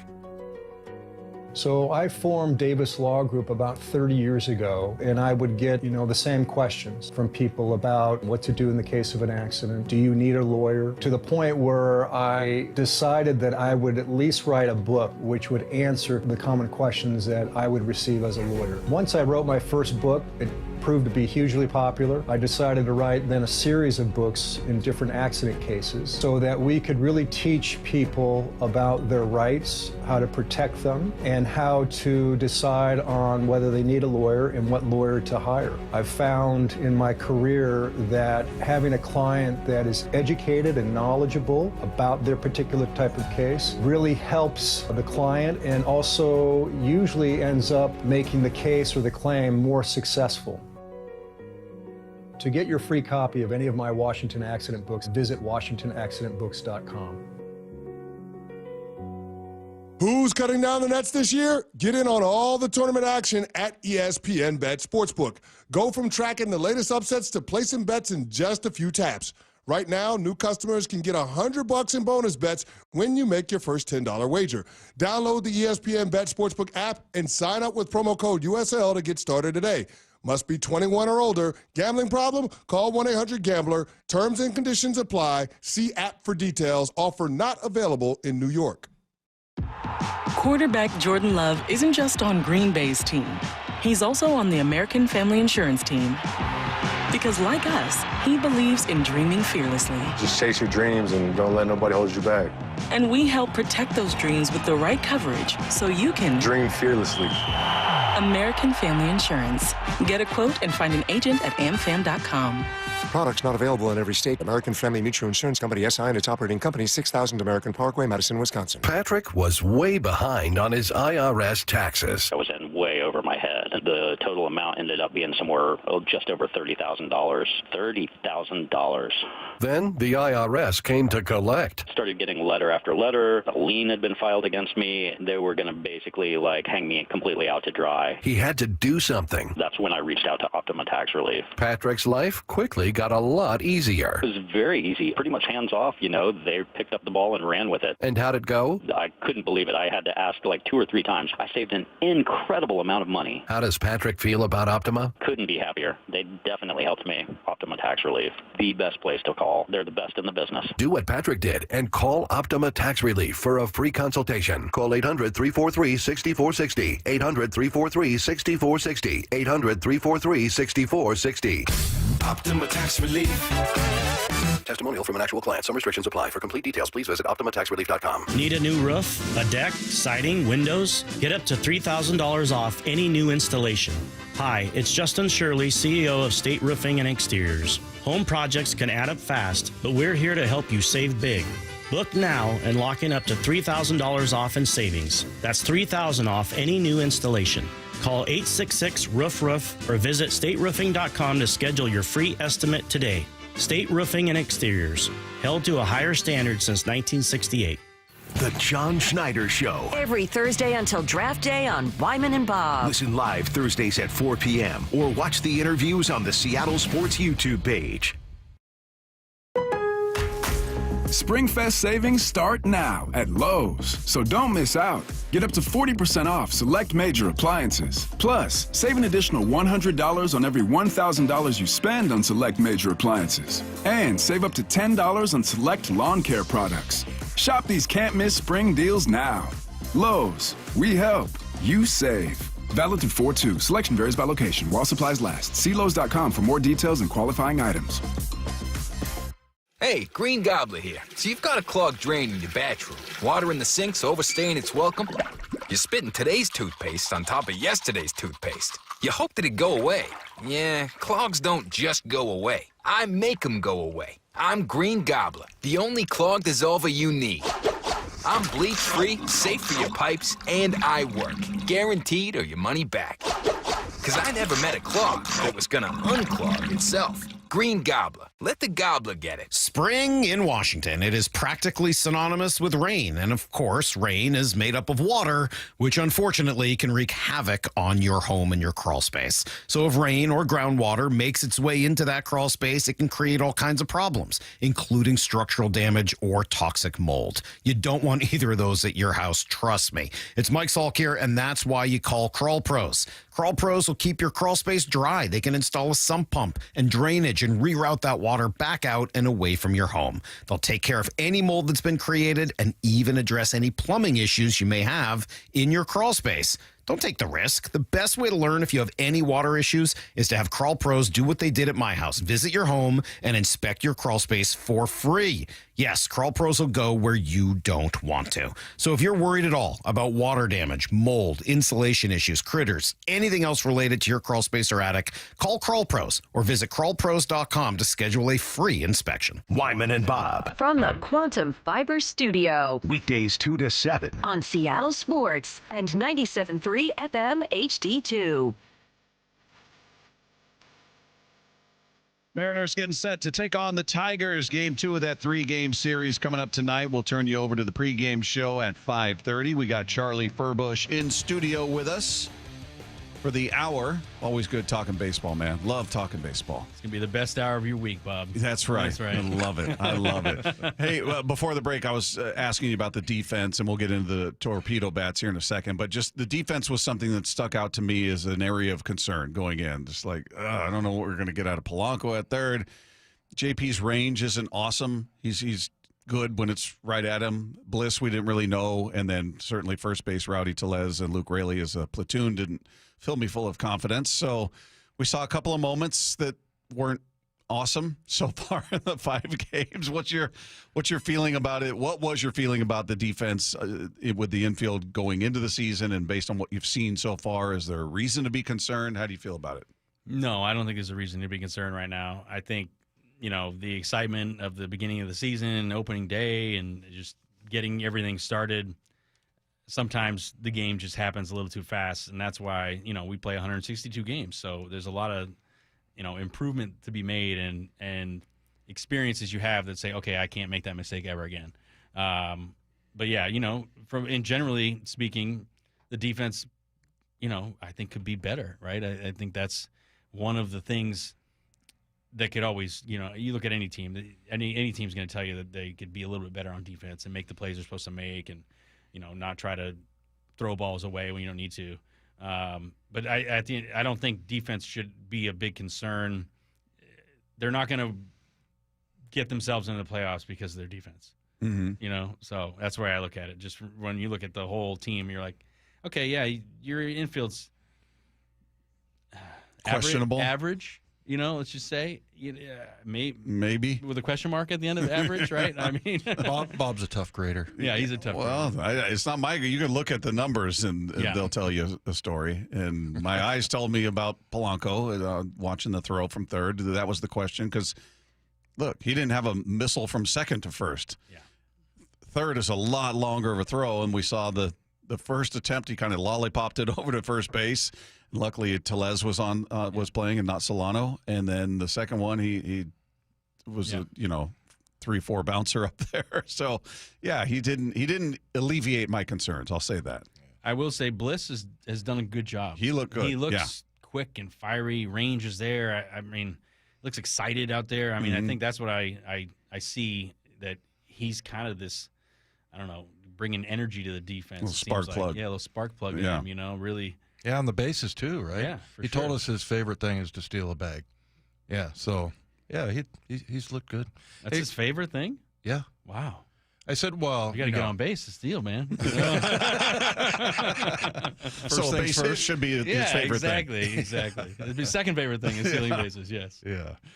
Make that your favorite. What's this torpedo bat thing? What in the hell's going on with the torpedo? Never heard of it.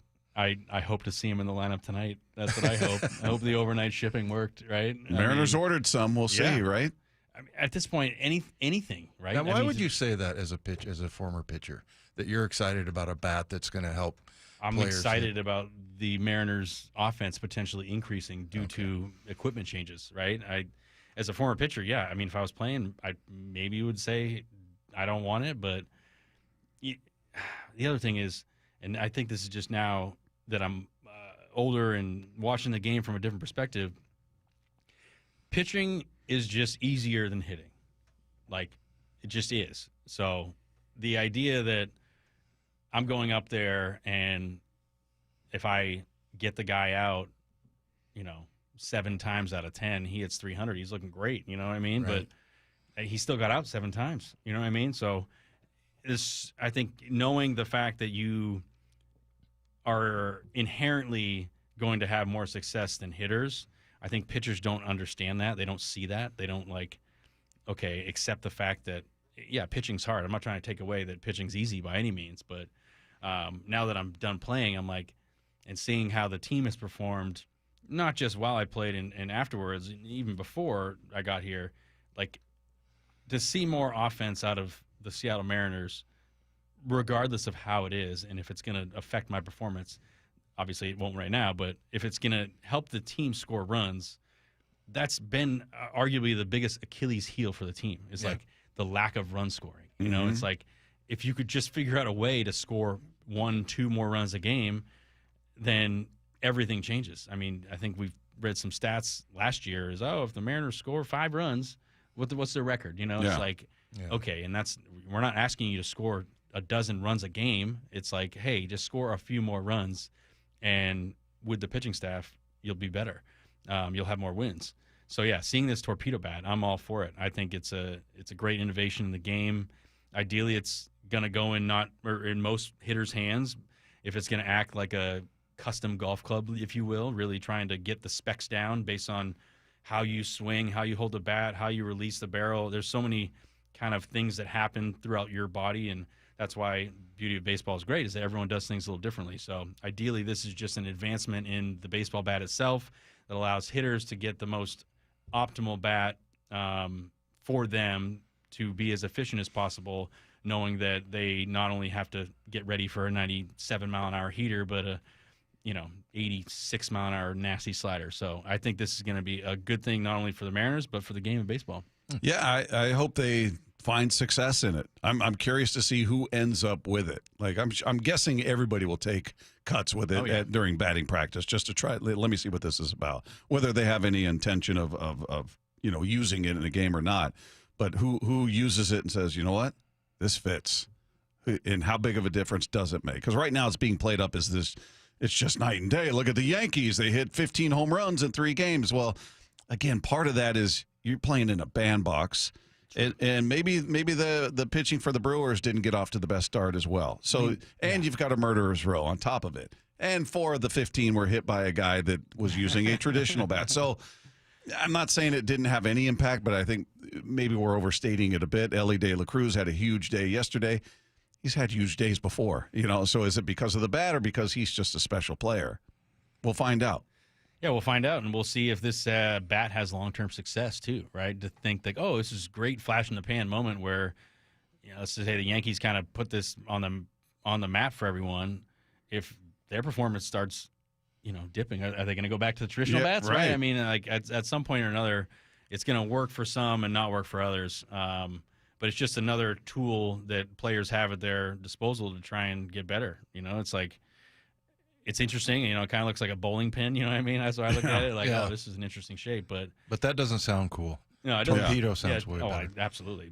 Yeah. I think there's a chance years in the future, 5 years, 10 years, we're going to be going, remember that Torpedo bat? Yeah. Who had that goofy looking thing? Remember that? Everybody thought it was going to turn him into Babe Ruth, and it didn't. Well, it's like the axe bat, right? I mean, that axe handle that came in, and you initially grab it, you're like, what is this? This feels really weird. But for some people, even Mookie Betts still, he's like, this is the only handle I can use. So it's a fascinating thing to watch. And, I hope the Mariners have placed many orders for all their guys so they can try them out, in batting practice tonight. Because it's one of those things that if they get the stock in, you can immediately put it in play and try it, right? You can immediately try and be like, okay, it's one thing to go to the cage or take batting practice with it. That's great. You may have good results. We've all, warmed up for a round of golf saying, oh, this is going to be a good day, Dave. I'm gonna be smashing the golf ball. And, I leave mine on the practice range, actually. You look at the scorecard and you're like, oh.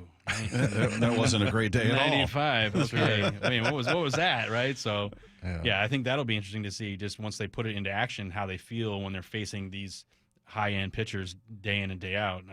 The batting practice will give them a little glimpse, but how it reacts and how they react and how it feels when you're swinging against those pitches will be the ultimate test. So excited to see what happens. He is Charlie Furbush talking with us, talking baseball with us each and every week, spending the hour with us. Good stuff, man. Great stuff. Love Thanks, it, Charlie. We'll do it again next week. Looking forward to it. All right, there he goes, everybody. If you missed any part of that hour, you will be able to find it on the podcast page at seattlesports.com. Meanwhile, we'll talk to the Torpedo bat of Sports Talk Radio, El Hombre. Michael Bradley joining us next with Wyman and Bob. This is Seattle Sports on 710. Seattle Sports, your home for Brock and Salk. Weekdays 6 to 10. What Randy brings is this kind of edginess that is pretty rare in baseball, to see it combined with kind of a look-at-me showmanship. I don't say that in a negative way, for someone to make themselves a spectacle like that, especially when they're as quiet as they are, till he does something awesome and then he turns into Dennis Rodman. Like, I love it. On Seattle Sports and 97.3 FM HD2. Well, I'm here with my good buddy, Dr. Dan Nelson from Eastside Pain and Regenerative Medicine. And you've heard from Dr. Dan's patients over the years how a simple stem cell procedure has successfully conquered their pain. Well, folks, now it's my turn. After years of dealing with knee pain from all the football abuse, I can say my knee pain now is almost 100% gone. How'd you do it, Dr. Dan? Well, Brock, personally, I'm very happy that you did so well. And your story is like so many of our other patients who come in, former athletes and non-athletes as well, who have come in with chronic knee pain, and they are looking for alternatives besides knee replacement surgery. And we're happy to provide this service. It's been truly a game changer for so many folks. It's just been a pleasure to be part of this. Consider Dr. Nelson, the only doctor with over 30 years of experience in pain medicine techniques, including stem cell therapy. I was in and out with a couple of follow-ups. It's a non-surgical solution to pain using your own stem cells. Consider stem cell therapy with Dr. Daniel Nelson, MD at 425-823-4000 or visit DanielNelsonMD.com. That's DanielNelsonMD.com. I can't believe how spotless my floors look after using the Swiffer Power Mop. No more dragging around a heavy mop and messy bucket. Now I get the same deep clean without all the work. Thanks to the powerful solution and scrubbing pad of the Swiffer Power Mop, dirt and grime don't stand a chance, and I don't break a sweat. Mic drop. I mean, mop drop. Swiffer Power Mop. Swiffer Power Mop. A smarter way to mop. Try it or your money back. How can you free your team from time-consuming office tasks? Amazon Business. Smart business buying tools enable buyers to find and purchase items fast so they can focus on strategy and growth. Free up your team and focus on your future. Learn more at AmazonBusiness.com. Get 5 quarts of O'Reilly Full Synthetic Motor Oil and a MicroGuard oil filter for $29.99. In-store only. Limit supply. O'Reilly Auto Parts. Mike Salk here, and luxury awaits at Snoqualmie Casino and Hotel, where comfort meets elegance. And this summer, you can experience the breathtaking Cascade views, the world-class dining and entertainment, and elevate your next getaway by combining effortless style with the utmost relaxation. Plus, Snoqualmie Casino and Hotel's award-winning outdoor summer concert series is back with amazing artists like Hanson, Austin Jenks, Melanie Fiona, and POD. This summer, overlooking the beautiful Snoqualmie Valley, snocasino.com for tickets. Seattle's closest is now Snoqualmie Casino and Hotel. Did you know that your windows and doors are your main source of energy loss? At Lake Washington Windows and Doors, our windows with triple weather stripping and gasket seals are up to 25% more efficient than Energy Star standards. LakeWashingtonWindows.com, a name you can trust. Are you looking at diversification and stability with your investment portfolio, especially with the volatility right now in the stock market? Hi, I'm Scott Riereka, CEO of Legacy Group Capital based in Bellevue. We've been running local real estate investment funds for over 18 years. We've had 0 investor losses and have averaged double-digit returns since inception. Maybe it's time to take a little risk off the table given market conditions. For stability, there's no better option than Legacy Group's Northwest Fund, a fixed return of 9%. Legacy's Northwest Fund also accepts IRA accounts as well. Find out why over 1,000 local investors have invested over $250 million in our Legacy family of funds. Get in touch with us today. Legacy's Northwest Fund, returning 9%, has limited opening for new investors right now. Call 425-635-4700 or visit LegacyG.com. That's LegacyG.com. This is not investment advice. Legacy investments available to accredited investors only. Details at LegacyG.com. We are Seattle Sports. 7:10 a.m. on your radio. Streaming through the Seattle Sports app. Get new videos, podcasts, and articles on the Seahawks and Mariners from your favorite Seattle sports personalities daily. Workdays can be unpredictable, but your workwear shouldn't be.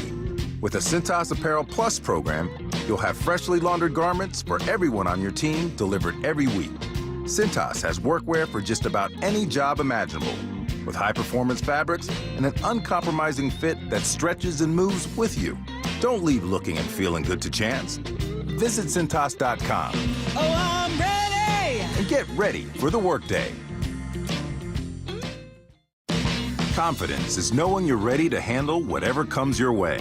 That's what it feels like to take on your workday with Cintas.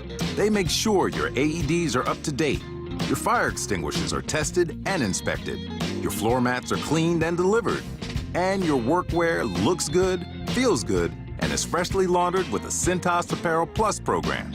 So are you ready to take on today? Visit Cintas.com. Oh, I'm ready! And get ready for the workday. Let's go!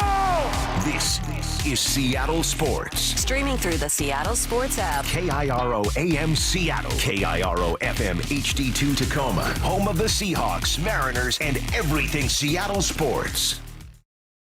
Seattle Sports Snapshot. NFL Commissioner Roger Goodell said today the idea of NFL players competing in flag football in the 2028 Los Angeles Olympic Games has been a popular topic amongst the league's players and suggested it was likely to happen. As quote, I've heard directly from a lot of players who want to participate and represent their country, whether it's the United States or the country that they came from. So according to him, There is some momentum there. Meanwhile, NFL owners plan to continue discussions about the Eagles' short yardage tush-push play after tabling a proposal today to ban it. That, according to league officials, the Packers authored the proposal, which earned the support of 16 NFL teams, according to sources, but NFL bylaws require a minimum of 24 votes to approve a change. Snapshot brought to you by Miller Lite. When it's game time, it's Miller time. Yeah, you know what you can get me, Pee-wee? What? El Hombre. That was a catastrophe. I know. That's a new low. Roz is better. El Hombre. The natural meets Rudy meets, I don't even know how to describe it. El Hombre. He's here, everybody, every Tuesday at 5 p.m. You know where to find him, right here with Wyman and Bob, joining us on the Emerald Queen Casino Sportsbook Hotline. El Hombre. Michael Bradley is with us. How are you, man? What's happening, everybody? Did that news about the potential of NFL players playing flag football in the Olympics get you fired up? I'm trying to imagine some guy from Lithuania trying to stop Saquon Barkley as he runs with the ball down the field. I think the lines on every one of the games between the U.S. and anybody else will be like minus 65 or something, and that might be a little low. Wouldn't that make you nervous though if you had some of the players from your favorite team playing out there? Like, oh man, they're gonna plant and cut and blow out a knee or do something playing flag football. Well, look, it's the Olympics. They're representing their country. You know, you worry about it in basketball. I mean, and Joel Embiid of the Sixers should not have played this past year because you see that his knee injury was exacerbated by that time, and he wasn't able to do anything for the team. So there's always a risk, but there's a risk when they're working out. There's a risk during training camp. There's a risk during exhibition games. If they can do it and, not get hurt, I'll be happy. If they get hurt, I won't say, oh, you never should have done it, because you talk to anybody who's been in the Olympics and they say that it's something they'll never forget. Yeah, that's true. I could see that. But, oh, man, you got somebody out there with a $35 million. You know what I always go back to, El Hombre, was I think it was the Pro Bowl when it used to be in Hawaii. There was a running back for the Patriots. Robert Edwards. That just entirely screwed his knee up in a sand football game. I think it was played in the sand, and it was a flag football deal. Man. Well, I think they'll be playing on grass or turf in Los Angeles, so I think they won't be playing on sand or, in a swamp somewhere. You can still blow your knee out, though. So I know. And, hey, I had somebody who fractured his fibula playing football on Thanksgiving this past year, and he just got out of a boot 3 weeks ago. I'm fighting my way back. I didn't know about this. I didn't either. We didn't hear about this. Horse collared. Oh, really? Really? I was going to tag a guy, and my buddy, one of my best friends in the world, grabs my jersey with both hands from behind and pulls me down. It got misdiagnosed as a torn tendon, so I did 4 weeks of physical therapy on a broken fibula. Finally, I get an MRI. The doctor, my buddy recommended the doctor. He'd only represented him for malpractice twice, but he got him off. So this guy, finally, he orders an MRI, and it comes back fractured fibula. I put the boot on for 4 weeks, and now I'm fine. I'm back. Went to see the world champion Phillies yesterday, and was able to do my pretty good speed walk back to my car afterwards to get out of there before the traffic. Wow, this is getting physical out there with the Turkey Day game. You sure it wasn't a hip drop? No, this was the 50th. So it was a horse collar, the ugly cousin of the hip drop, or vice versa? Yeah, it was. I mean, it was a full grab from behind it. It's like, come on, dude. Hey, what's your take on this? We've talked about it before, but the fact that it seems to be gaining some support, the idea to ban the tush push, that there are now 16 teams that support it. The Green Bay Packers are the crybabies that proposed it. I hate the Seahawks don't even run this play, and I hate the idea that it's being banned just because the team that got bludgeoned by it decided, you know what, this should be outlawed. This shouldn't be a football play. Where do you stand on this, and do you think they'll get the other 8 teams that they need, the other 8 owner votes? Because you need 24. They got 16 so far. First off, and I cannot be more clear about this, and I will be, the Green Bay Packers are the equivalent of the kid who takes their ball and goes home when they lose, okay? They lost to the Eagles in the first game of the season down in Brazil. They lost the Eagles in the playoffs, and now they're trying to get rid of the play that helped them lose.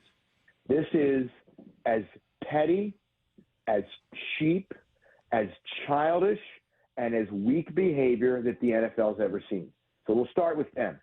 I loved listening to McVay talking about how the potential for injury is there, so we should ban it. Well, let's ban football because there's a potential for injury on every single play. Yep. Yeah. Okay? Let's ban all sports. Somebody can tear their ACL. Baseball player can get hit by a pitch. It's a potential. Anybody who's voting in favor of stopping this, ending this, is someone who doesn't do it themselves or can't stop it. They're cowards, complete cowards. And we don't know who the 16 are, but I loved what Nick Sirianni said. He said Shane Steichen, Kellen Moore, and Jonathan Goodwin, or whatever his name is, down in Arizona, had better not vote against it because it helped them get head coaching jobs. Yeah, that's right. I'm just praying the Seahawks are not one of the 16. I don't think they are, and I would be embarrassed if they were.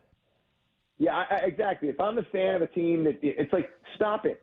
Get yourself a 360-pound drain plug that the 280-pound Eagles center, Jason Kelsey, can't move, and then you'll stop it. And then send the linebacker up behind his wide backside, and you'll be able to make the play. So, you got a quarterback who squats 600 pounds. You got the best offensive line in football, and you guys can't stop it. So let's go to the principal and say, it's not fair. Yeah. Yeah, seriously. It's cowardly. It's weak. It shows such a lack of character, and it runs against, look, I understand back in the early 1900s, the V trick, the flying wedge, all of those things were mass momentum plays that were outlawed by Teddy Roosevelt because people were dying. There is no evidence that this is any more dangerous than a regular sneak or some of the other plays. Yeah. Dave, you've defended a few ISO plays. Yeah. Yeah, it's not too dangerous stepping in a hole with a 260-pound fullback coming at you full steam, is it? Right. Yeah, I mean, and, you just don't. And the other thing is there are no statistics to support that there are injuries during that play. So, exactly. Yeah, it's, you're going to have to.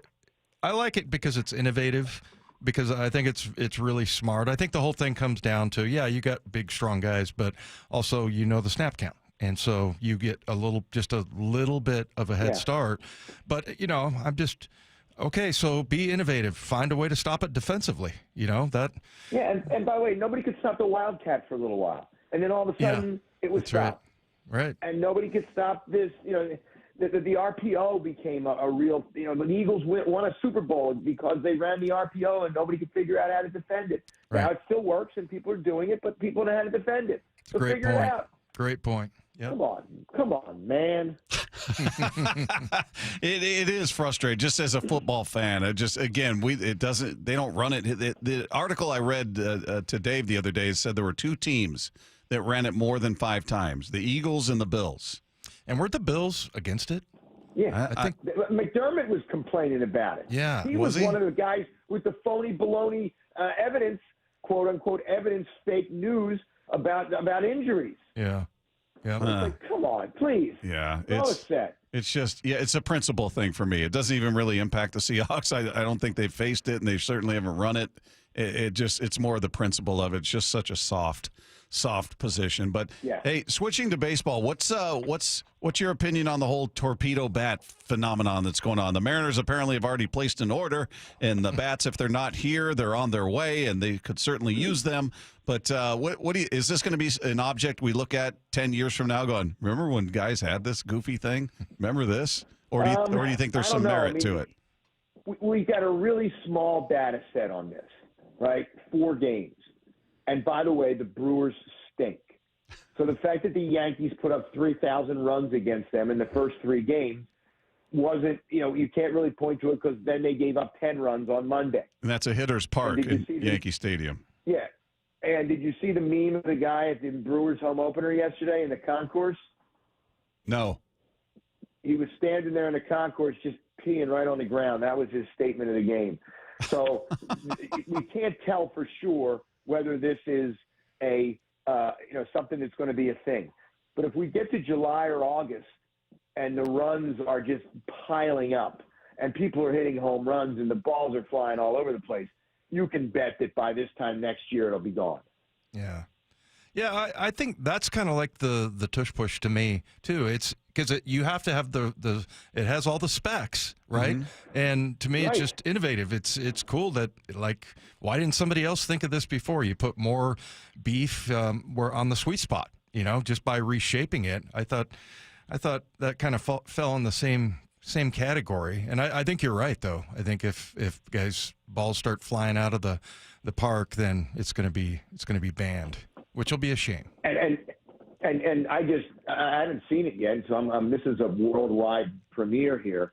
All I can think of is Roy Hobbs when he's got his bat, when he finally gets allowed to take batting practice. Hobbs, get over here. Yeah, Wonder Where'd you Boy. get that bat? That's right. I made it. You made it.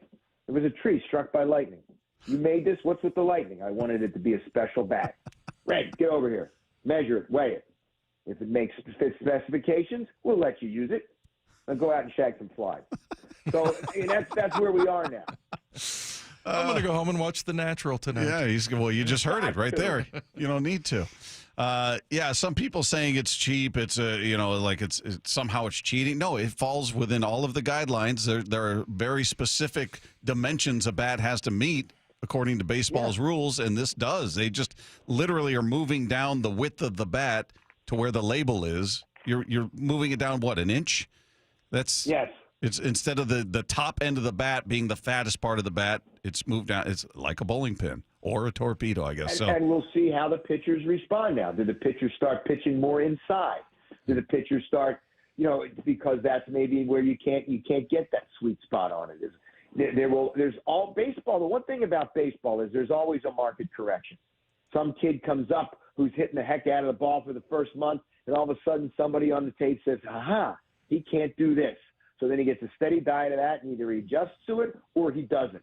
Some pitcher comes up and he's got some pitch that nobody can hit. Then all of a sudden somebody watches and says, "Aha, he's tipping it off," or he does this, or it doesn't. It's not a strike. Lay off it. Yeah. Let's see how the pitchers and everybody responds to it. All right, we got the tush push, we got the torpedo bat, and then we have 4 number ones in the final 4. I think it's been 2008 was the last time that you had 4 number ones. I heard a stat, Michael, that of all the scoring at whatever point it was like over the weekend, but 53% of the scoring had come from transfer portal players. And then, Charles Barkley kind of took off a little bit on, just these players going to the highest bidder. You got the 4 ones in there. It's not as exciting. What do you think? What's your impression? All right, first off, anybody who criticizes a player for trying to make more money or going to a better situation should be sentenced to stay in the same job that they have right now at the same employer. No free agency. At the same position, at the same salary for the rest of their lives. Yeah. Because the last time I checked, this is America. We are a capitalist society. If I can go somewhere and make more money, say like a radio show that actually has a sales force that will pay me to come on, can find a sponsor, then I should be allowed to do that. Doesn't sound familiar. If I happen to be a point guard who's making X $1,000 at State U and Tech says we'll give you X times 3, so long, old dear State. And don't give me this loyalty garbage when coaches are jumping. Buzz Williams just jumped from Texas A&M to Maryland. He left the conference that had the most of all time teams in the NCAA tournament to go to the Big Ten, replacing a guy who complained that the school wasn't giving him good enough resources. So what was going on at A&M? So I don't want to hear it. Yes, is it a problem? But the NCAA could have headed this off the past 10 years ago if it allowed players to get stipends at the schools, but they didn't because of amateurism. Morons. And it's the same thing that happened in Major League Baseball between 1965 and 85 when first Marvin Miller and then Donald Fair and the Players Association outsmarted the owners at every single turn. So how's your bracket doing? I got 3 out of the 4. The only one I had Michigan State beating Auburn, and I didn't know they realized that they'd fall down behind 40-3 in the first 3 minutes of the game. Love Tom Izzo, but come on, guys, they bullied you. I can't believe you bet on Sparty. What are you doing? No, first of all, I love Izzo. I've gotten to know him over the years. He's a great guy. I talk to him a couple times a year, and he's like, Bradley, You got that high-pitched voice. I must like you for some reason because you went to Michigan and you're part of the media, and I don't like anybody from either of those groups. So who do you have winning it all? Florida. Florida. Okay. Although I hate to say it, the hordes from Durham look scary. Yeah. The defense they played in that regional final against a great score offensive team in Alabama was unbelievable. Holding them to 65 points and like 36% from the field was remarkable. And between Cooper Flagg, who can defend every position, and then the big guy whose arms seem to be he can tie his shoes without bending over. It's unbelievable. His standing reach is like the rafters, I think. And Proctor, you concentrate on those guys, and he's either doing one or two things. He's either hitting 3-pointers. He hit in the ACC title game in the first two round games. He had like 19 threes, or he's throwing alley-oops that the big guy's coming in and throwing down. They're dangerous. And it's not as easy to hate them as it was when Krzyzewski was there.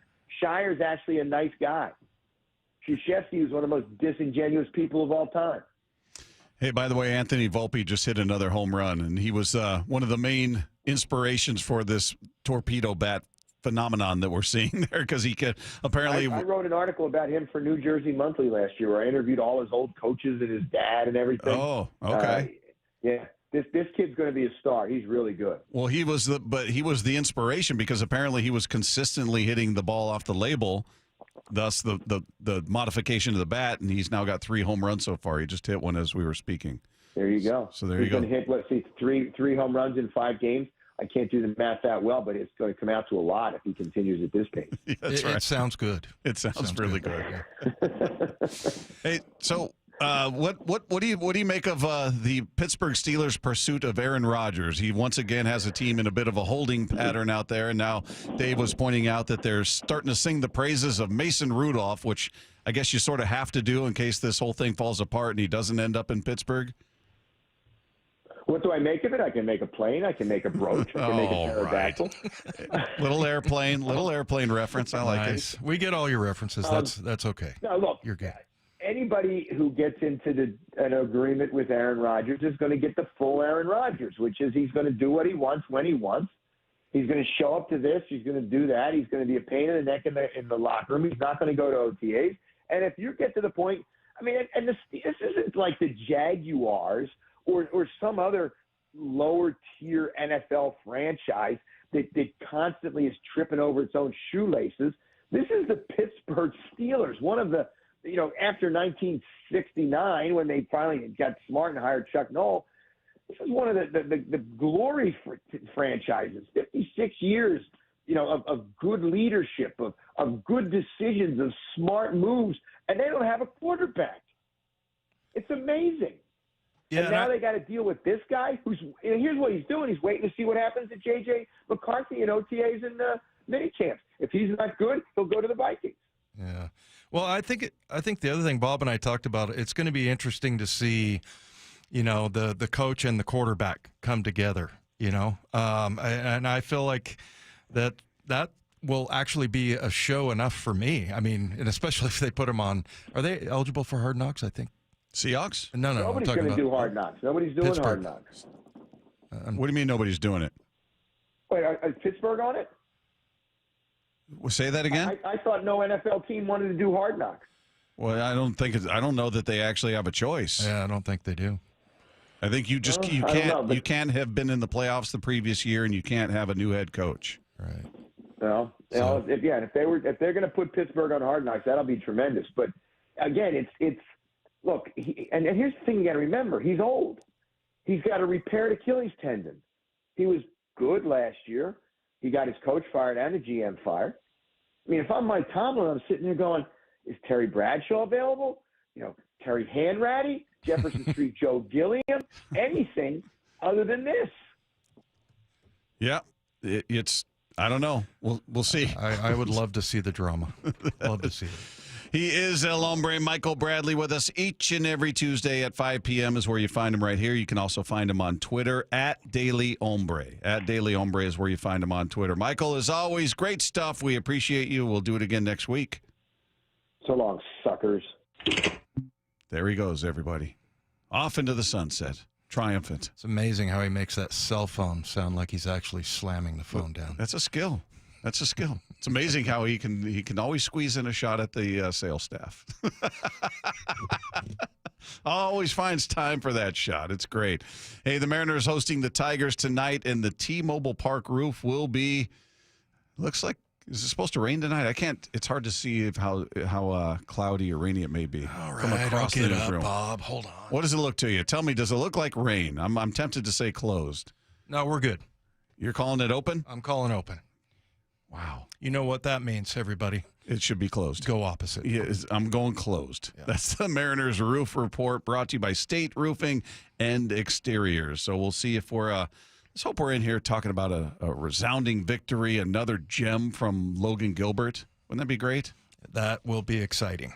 Yeah, get back to business as far as the pitching goes. We had our blow-up last night. Yeah. Emerson Hancock was sent down to AAA. Jonathan Diaz has been called up. Yeah. So we'll see how that goes. Jonathan Diaz, the one that came in, and it was like he started last year, one game. One game start, and I just remember it was like a late scratch or something. We're like, who is this guy? I just remember the information getting there sort of late, and he did a good job. Yeah, so you got that. Then you got the news that I guess Jorge Polanco's wife has gone into labor, so he's going to be on maternity leave. So Leo Rivas is being according to Ryan Divish, en route to Seattle. Yeah. So we'll see how that goes, and congrats to Polanco. Yeah, absolutely. Timing could have been better, as you said. He and his wife could have planned this a lot better. There are going to be people that take that serious. Sometimes now. those things Get don't go to as planned. You know what I'm saying? Would you play, Dave, or would you be there?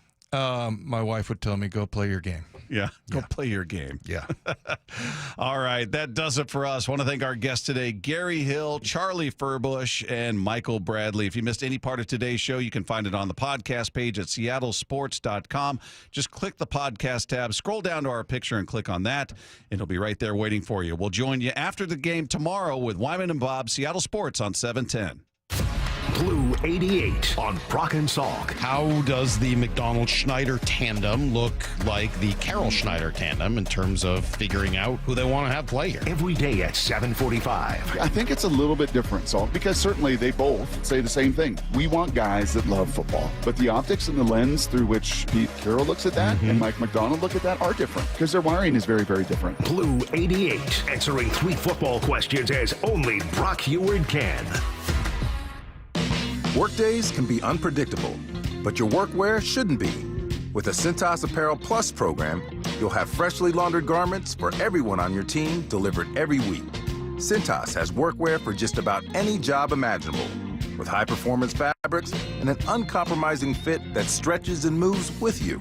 Don't leave looking and feeling good to chance. Visit Cintas.com. Oh, I'm ready! And get ready for the workday. Hey, Green Gobbler here. So you've got a clogged drain in your bathroom. Water in the sink's overstaying its welcome. You're spitting today's toothpaste on top of yesterday's toothpaste. You hope that it'd go away. Yeah, clogs don't just go away. I make them go away. I'm Green Gobbler, the only clog dissolver you need. I'm bleach-free, safe for your pipes, and I work. Guaranteed or your money back. Because I never met a clog that was gonna unclog itself. Green Gobbler. Let the gobbler get it. Comcast Business helps turn today's small businesses into engines of modern business. It's how restaurants become reliably up and running neighborhood favorites. How retailers become seamlessly restocking, cyber-securing, must-visit shops. And how healthcare offices become the data-managing caregivers that we all depend on. With reliable connectivity, enhanced cybersecurity, advanced fiber solutions, and Wi-Fi backup, Comcast Business is powering the engine of modern business. Powering possibilities. Now through April 21st, new customers can get started with 150 megabit internet and Security Edge for $49.99 a month for 12 months with a 2-year agreement. Plus, ask how to get a $500 prepaid card on a qualifying internet package. Call today. Restrictions apply. Not available in all areas. Requires enrollment and paperless billing and automatic payments with bank account. Equipment, taxes, and other fees extra and subject to change. Early termination fee applies.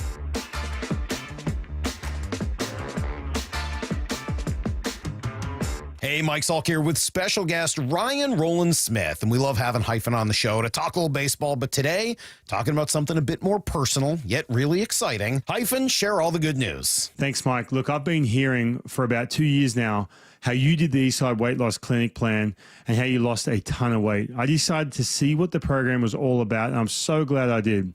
So far, I've lost 30 pounds in just 60 days, and my only regret is not starting sooner. Well, I'm happy for you. What's been the best part of the program so far? Honestly, how simple it's been. There's no crazy exercises, no counting calories or scary shots or injections, no side effects or any of that stuff. I feel healthier, I'm sleeping better, I'm eating delicious meals, and the accountability plus communication from the Eastside Weight Loss Clinic team has made it fun. Man, that is awesome, buddy. Would you recommend it? Yes. To anyone listening, I was in your shoes. Just schedule a 15-minute consult at Eastside Weight Loss Clinic. It's all you have to do to start. Dr. Ryan Coogan, DC. Results may vary. I've never had any complaints about my performance in the bedroom. But after turning 40, I noticed my libido just wasn't what it used to be. That's when I reached out to Revive Health. Their team knew exactly what I needed, which is why today, my wife and I are both more satisfied than ever. If you're ready to book your free T-check, text BOOST to 65555 or visit ReviveMen'sHealth.com to schedule your appointment. Message and data rates may apply. Message frequency varies. Text help for help. Text stop to cancel. See privacy policy at ReviveMen'sHealth.com/privacy for info on how opt-in info will be used and terms and conditions at ReviveMen'sHealth.com/terms of use for terms of short code service. Subscribe to the Seattle Sports YouTube page to find new and exclusive content from your favorite shows and personalities daily. Just head to YouTube, search Seattle Sports, and click subscribe. Well, here in our region, it's really common for homes to have damaged insulation or even no insulation at all in their crawl space or attic. Well, in the winter, that'll make your home cold and drafty. And in the summer months, it can turn your home into an oven. It's Mike Salk here, and utility companies have special incentives right now to help with the cost of having your home properly insulated, including a once-in-a-lifetime rebate from Puget Sound Energy. So if you're a PSE customer and your home was built before 1990, you could qualify to receive a rebate on up to 95% of the cost to properly insulate your crawl space and attic. Yes, they will cover up to 95% of the cost. And if you're anything like me, you love the idea of somebody else paying to improve your home, add value to it, and save you money along the way. How good does that sound? Don't wait. Call Crawl Pros to learn what's going on behind that crawl space and attic hatch for free, and then what energy rebates you're eligible for. If you're worried about critters, mold, water damage, insulation issues, or anything else related to your crawl space or attic, schedule a free corner-to-corner inspection at crawlpros.com. Hey, Brock Hewitt here from my friends at PCF Group, or People Come First Construction Group, and that's exactly what they did when we made the call a couple years ago. We wanted to redo our outdoor space, wanted to add a deck, an outdoor living, a television, and a kitchen, and PCF Group, wow, they more than delivered. And if you're interested in building a stunning outdoor area like we did, I cannot recommend them enough. Reach out before the good weather arrives, and their schedule, well, it's going to fill up. So whether you're looking for a complete outdoor living space or a very specific project like an underdeck ceiling, deck, patio cover, railings, PCF has you covered. Design now and pay later. In fact, get 12 months, no interest and no payments, and up to $6,000 off and a $1,000 Amazon gift card. Request a complimentary design and estimate consultation at 425-629-8476 or project ideas. Explore photos at pcfgroup.com. That's 425-629-8476. Let's go! This is Seattle Sports. Streaming through the Seattle Sports app. KIRO AM Seattle. KIRO FM HD.